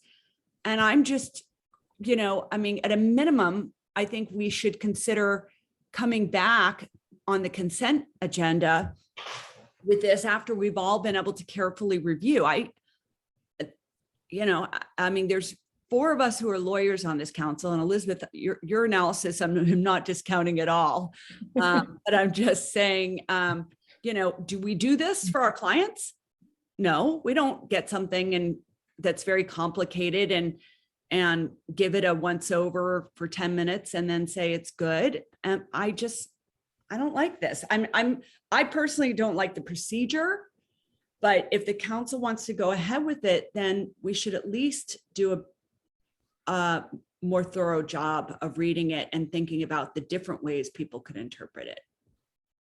Councilmember Purchase. Can I note that Oh. the paragraph preceding Romanet 1I, whatever you want to say, it qualifies what comes after that by saying, once the Branson School has reached an enrollment of 420 students and operated without a trip limit violation enrollment for 1 year, in the event there is a violation, then these follow the violation is accounted for as follows. 1, there's the fine provision, and 2, there's the enrollment reduction provision. So that's when those 2 Romanet provisions 1 and 2 come into effect. It's once they've achieved 420 students and they've operated without a violation for a year. But until that comes into effect, Michael, we're Until still that comes under into the, effect, the paragraph prior still is applicable. so that there's an annual reduction based on traffic. I mean, okay. So it's basically an enrollment reduction every year proportional to the traffic, starting when this starts. And after they have 1 year of 100, and then apparently the year after with no net reductions, with no excess traffic, then it alternates. Correct. But didn't you say that, so they have a violation, they pay the 100,000. Then they have a violation and they have the trip limit violation, enrollment reduction kicks in. The 3rd year, they violate it. It seems like you're saying we go back to A fine. a fine.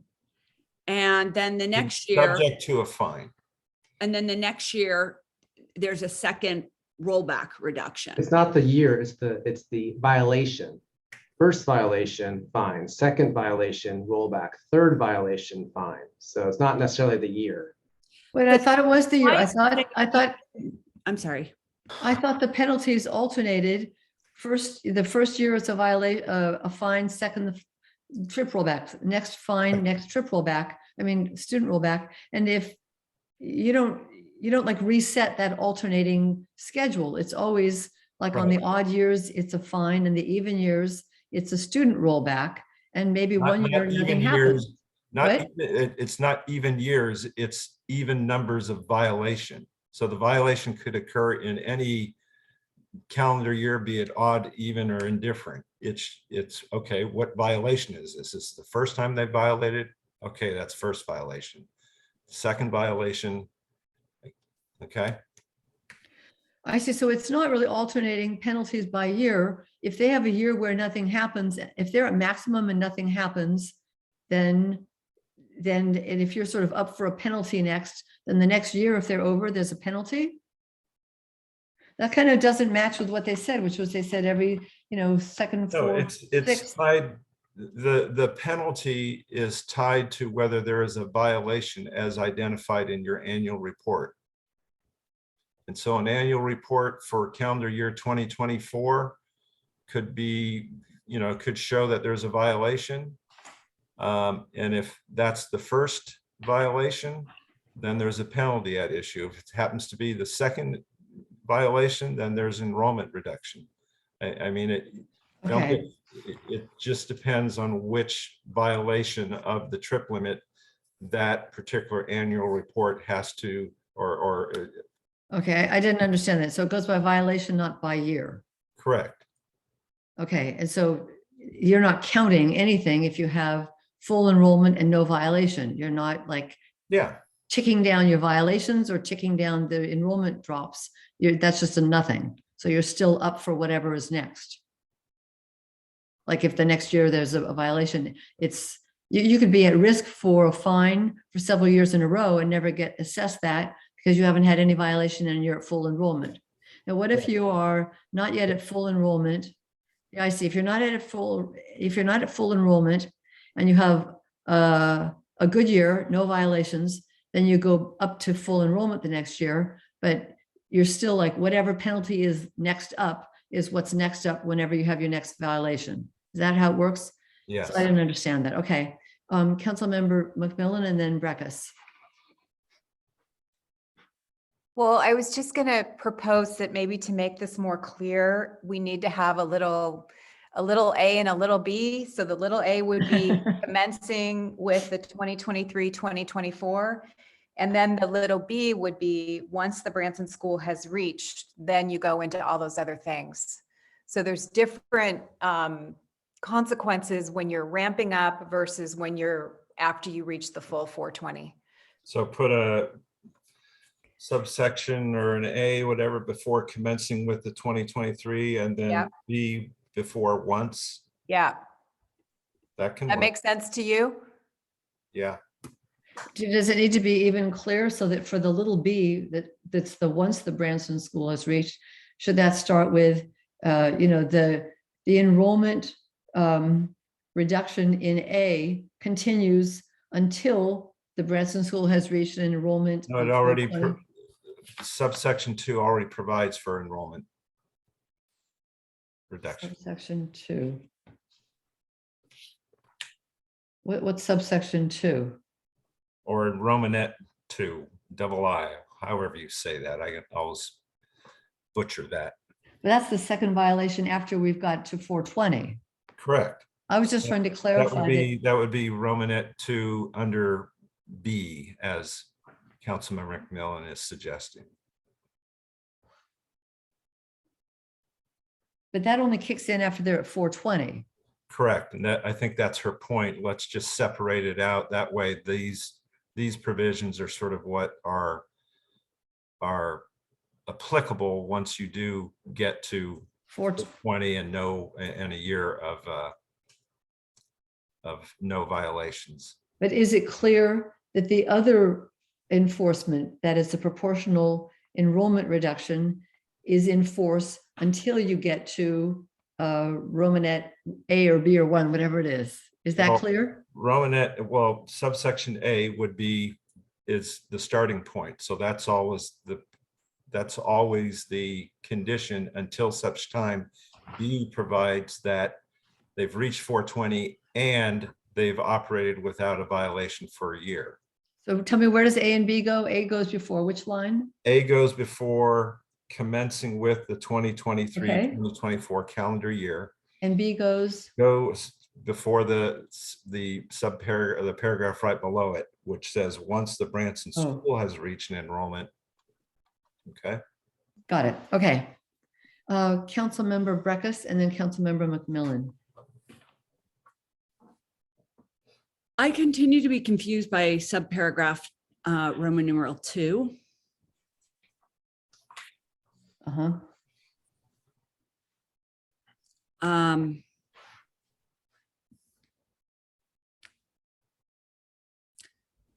Could you go over what that paragraph means? I get really lost at the end where it says prepared for a subsequent calendar year.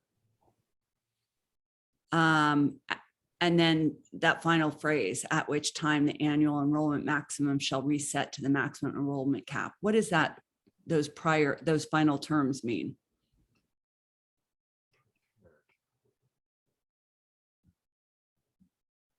so I think you, it means that if they have a good year of traffic monitoring, everything resets to 420. so, And a good year means spring and fall monitoring. yeah, so there's a second violation. Mhm. And so for the second violation, as indicated, so we get these annual reports, this was second violation. And all subsequent even numbered violations.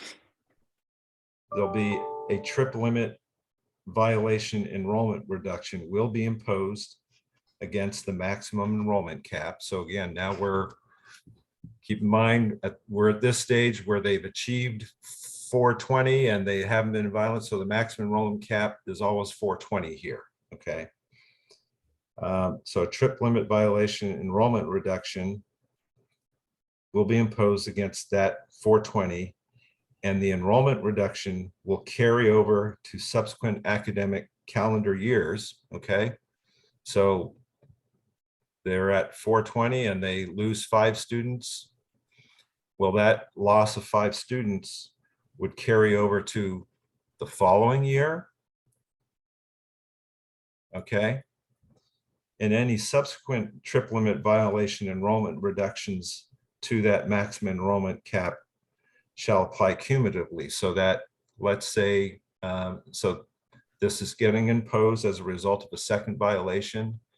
And then there's essentially, they're going to be, in order for this to work cumulatively, they would have had another violation right after that.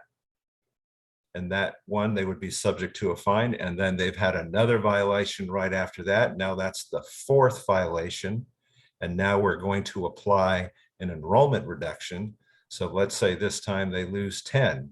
So now you're not down to 405, you're down to 395 or whatever. No, I've screwed up my math, sorry. You went from 420 to 415, and now you're down another 10, you're down to 405. That will, so now that 405 or the initial 5 loss, that's going to stay in place, as well as any cumulative, until such time that the school has not violated the trip limit set forth in the TDMP pursuant to a monitoring port. So once they finally comply and they operate in compliance with the trip limit, then whatever reductions have been imposed are going to, they go away, and at which time the enrollment maximum, annual enrollment maximum, the annual enrollment maximum is a defined term that uses maximum enrollment cap less the trip limit violation enrollment reductions. Okay, that's what the annual enrollment cap is. It's the max less whatever they're losing because of violations. Well, at the time that the school achieves net neutral and doesn't have a violation, any enrollment reductions that had been imposed, they're out the window, they reset, they go back up to the maximum enrollment cap. Again, in this place, it's going to be 420. Unless they weren't at 420. No, it goes back to 420. Oh, because they've already reached 420. Yeah, got it. Okay. So under that scenario, they violated, initially they get a penalty, right? Then they violated, they get a reduction, violated again, penalty, violated again, reduction, successfully accomplish it, reset.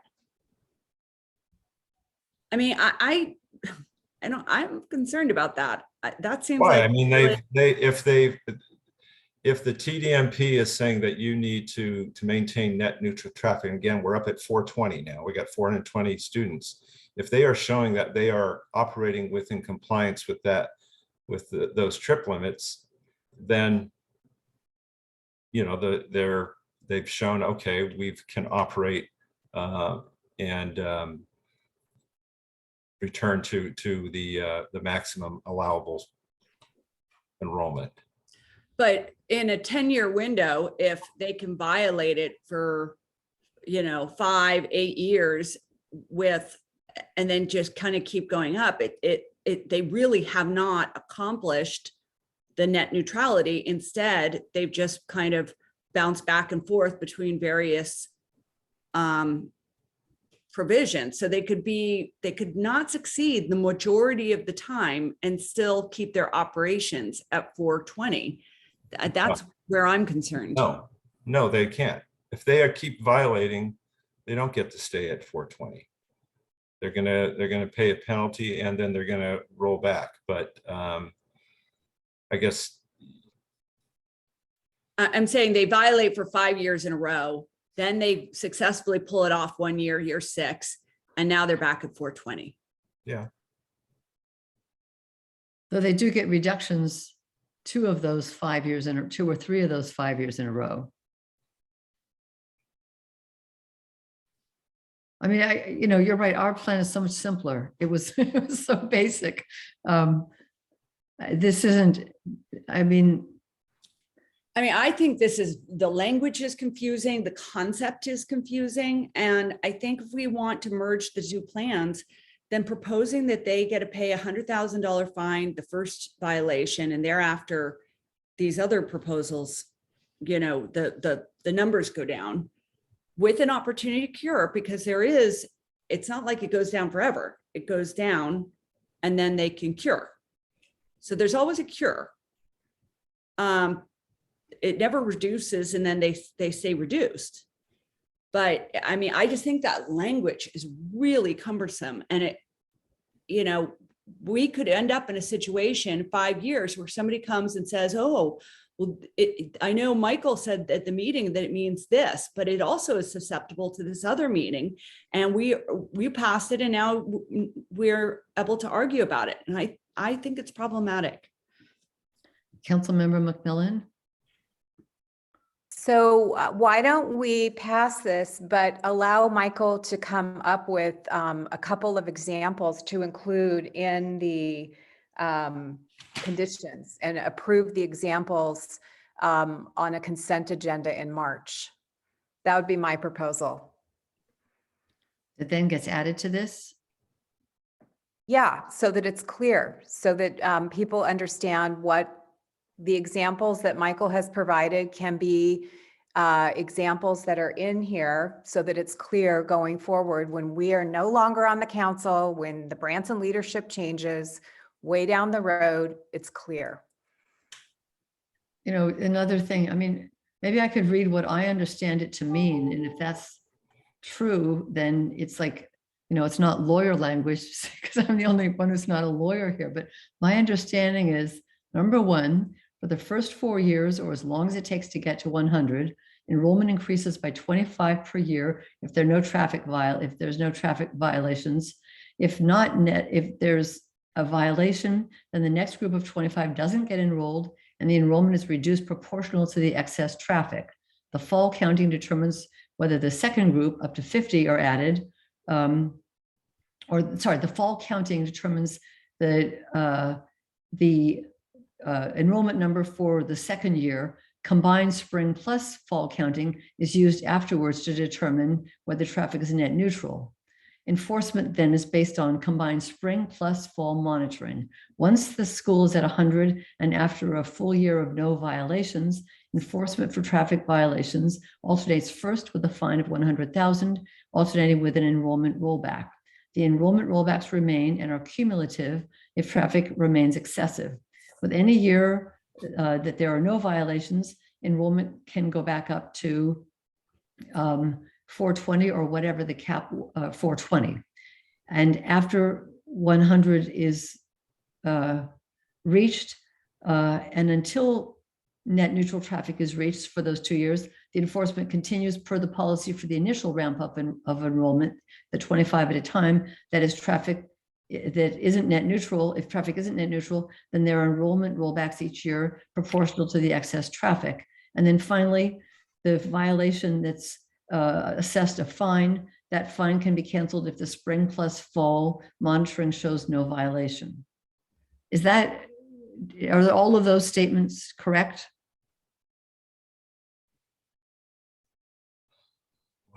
there was a lot there, Mayor. But if we can't summarize it ourselves and we need to be pretty sure that. accurate to me. Yeah, no, it's the same thing you started off the meeting with, and that was accurate.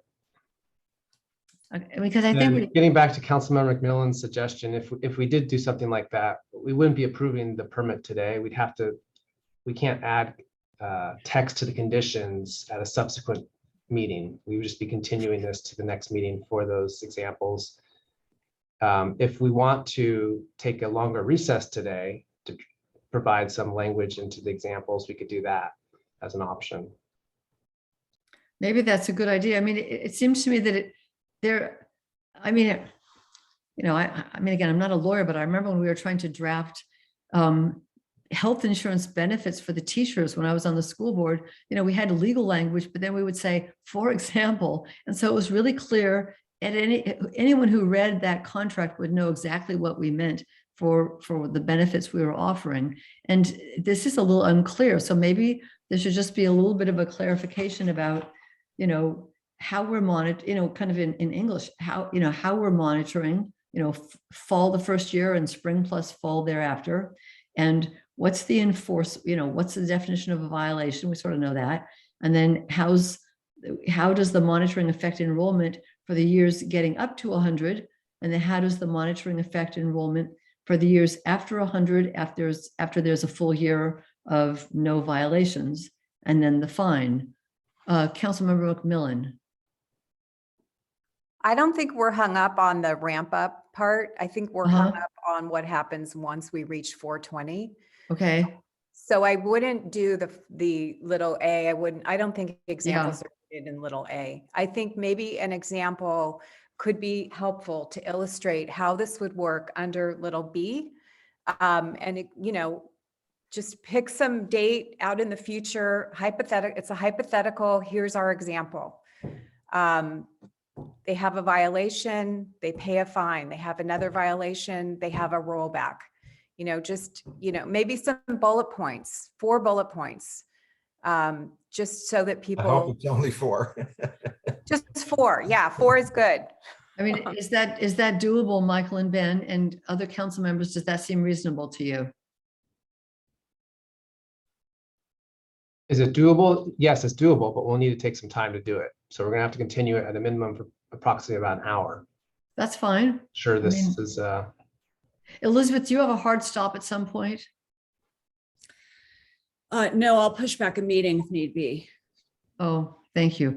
All right, so Ben and Michael, how much time do you want to start? I mean, what you can do is pick like the shortest amount of period of time you think it's going to be, and then we just keep recess. We can't come back early, but we can keep extending the recess, correct? correct.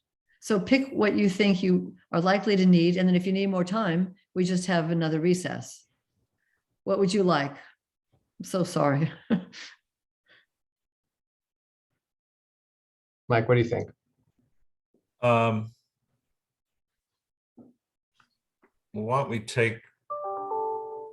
don't we just say until 11:30 initially? And then we can pop back in if we still need more time. We'll just sort of do it in those sort of increments. So we, you know, it's possible we'll come back at 11:30 and say we need more time. Okay. Councilmember McMillan? Do we need to keep our screen on, or can we re-sign into the meeting?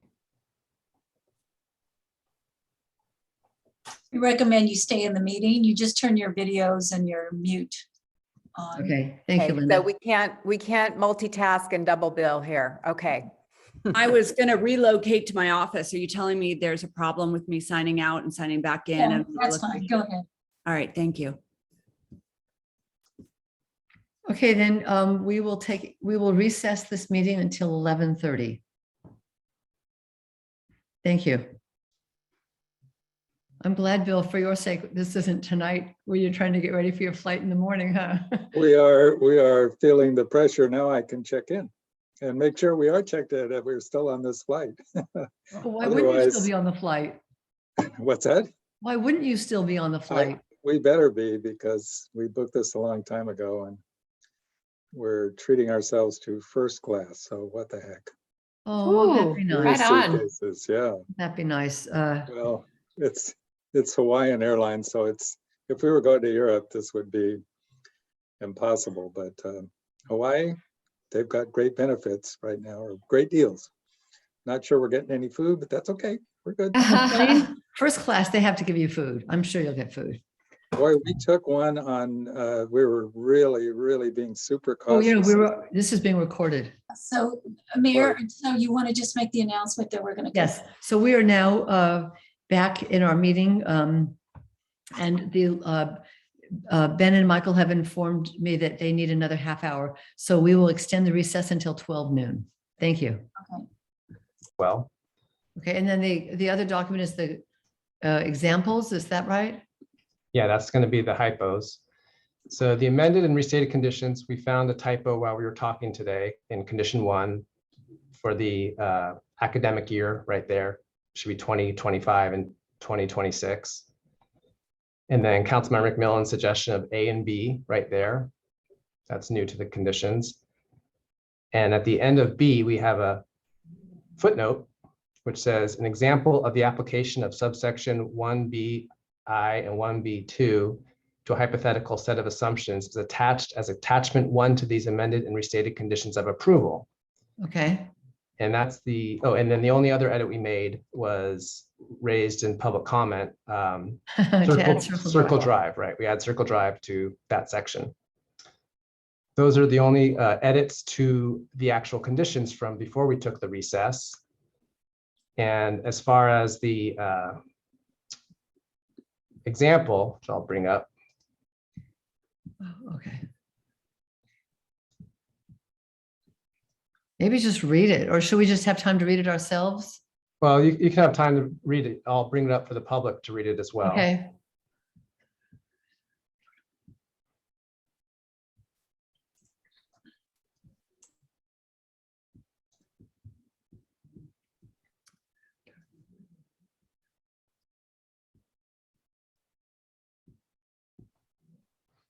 So here's the examples.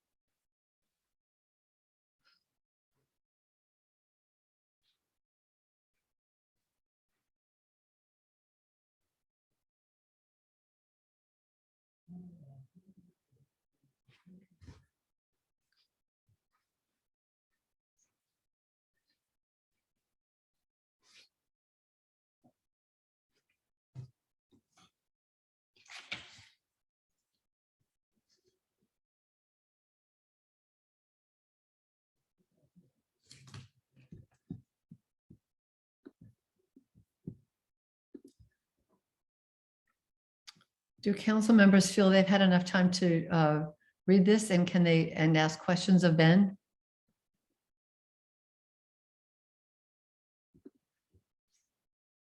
Ben, I have one question. I mean, to me, this looks really clear, and I don't, mean it to go like ad infinitum, but I wondered if there should be one last paragraph at the end where it says, it says, hold on, let me make this. Okay, it says if in calendar year 2032, there's not a violation. I wonder if there should be one more paragraph that says, if the calendar year 2032 and identifies another violation, blah, blah, blah, then the enrollment would be reduced from 410 proportionally based on the traffic violation, just so it's clear that we're starting, that any subsequent reduction starts from the most recent enrollment number, which is 410. So the sentence would say, if instead the calendar year 2032 identifies another violation of the average daily trip limit, the Branson, based on the annual monitoring report, a proportional reduction in the enrollment of 410 students would be undertaken. Yeah. If you want to give us a few more minutes. Okay, because that takes care of all of the conditions, all the eventualities. Yeah, and then we're done. it's really about if there's another violation in the 2033 annual report. Yeah. Yeah. All right. If you can give me 10 minutes or so to. Yeah, do something okay. with that, and I'll. Before Michael does that, does anybody else have anything they want to add or clarify before he goes into drafting mode? Okay, thanks, Michael. Sure. Julie, sorry, Councilmember McMillan. I was just going to say, I think this is really helpful and I'm really impressed with how quickly you guys did this. So thank you. You're welcome. Okay, so we'll wait. So should we come back in 10 minutes, 5 minutes? What would you like? Let's shoot for 10 Fine. and And if you're not ready at 10, we come back a little later. So we will take another recess, this one for 10 minutes. My clock says 12:15, so 12:25. Thank you.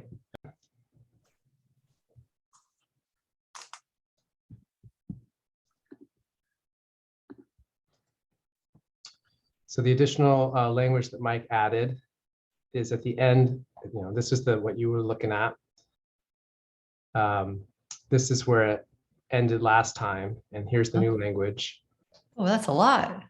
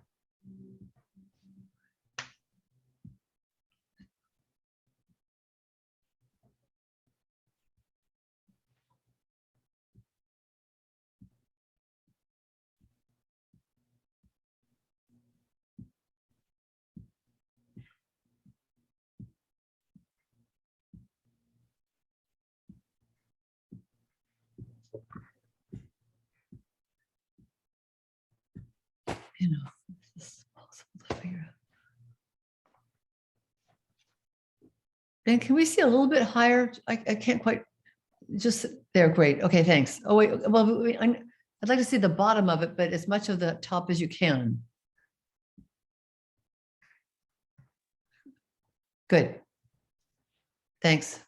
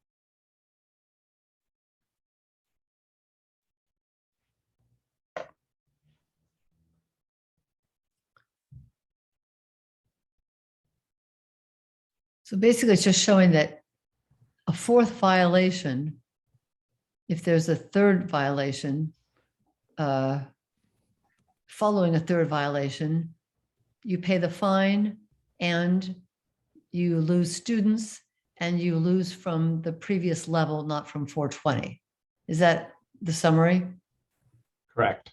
Okay. You know, I had one other question about violations that are assessed a fine, that the fine is canceled. So let's say that's the case. So you have a violation, you're assessed a fine, and then in the next a calendar year, there's no violation, so you don't have to pay the fine.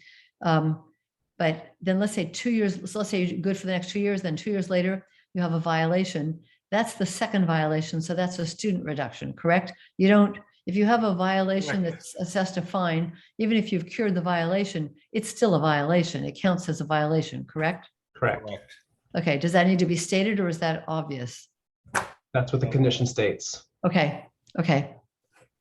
So council members, first, does anyone want more time to read this before we discuss it? And it can be read, it can be printed, you can go on your email, you know, whatever you want. So first, raise your hand if you want more time. Or speak up, because with a screen share, I don't see everyone's face. Okay. Any comments or questions?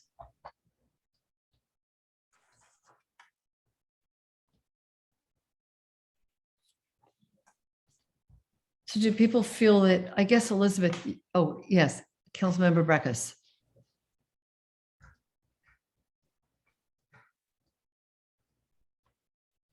You're muted.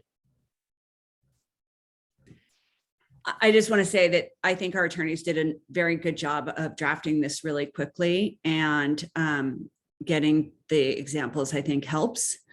You know, if I obviously still prefer a simpler version or concept, but I also like the idea of the council getting to consensus on this. And so for that reason, you know, I would be prepared to support it as is. Thank you. Town Manager Johnson. Good afternoon, council. I just wanted to alert real quick to Michael and Ben a potential typo that I'd like them to take a look at. I just texted it to you.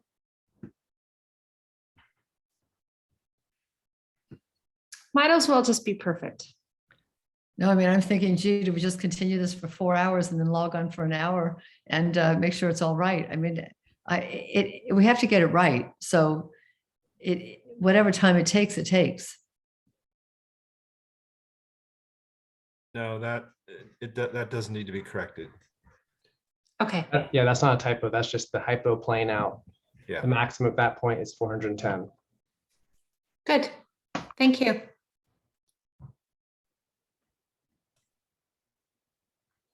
there any other comments, any other deliberations?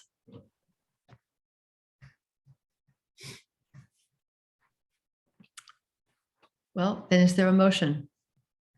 Move to approve the resolution. I'll second.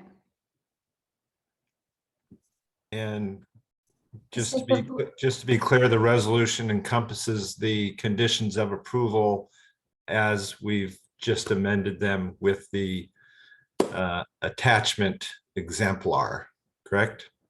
That's correct. Great, thank you. Let's take the vote. How do you vote, Councilmember Breckus? Aye. Councilmember Kircher? Aye. Councilmember Cool? Reluctantly, aye. Councilmember McMillan? Aye. And Mayor Robbins? Aye. The motion passes unanimously. Thank you. Then this meeting is adjourned. Thank you all very much. And thank you everyone for helping with this very, very long process. I have to say it was, it was a very lengthy process, but I think that this resolution lets Branson increase its enrollment while ensuring that there's no increase in traffic. And as we said, net neutral traffic had been promised by Branson as part of the campaign, and it was the promise to get so that there wasn't a CEQA evaluation. I'm confident that this resolution and the conditions of approval will meet the needs of the town and the needs of Branson. So I think this is a very good outcome. And thank you, everyone, Branson Town Council, community members, and lawyers and staff for all of your work on this. Thank you very much. All right. Goodbye. Thank you. Good job. Have fun in Hawaii, Bill. Oh, thank you. Very jealous. See you next time. Okay. Bye, everyone.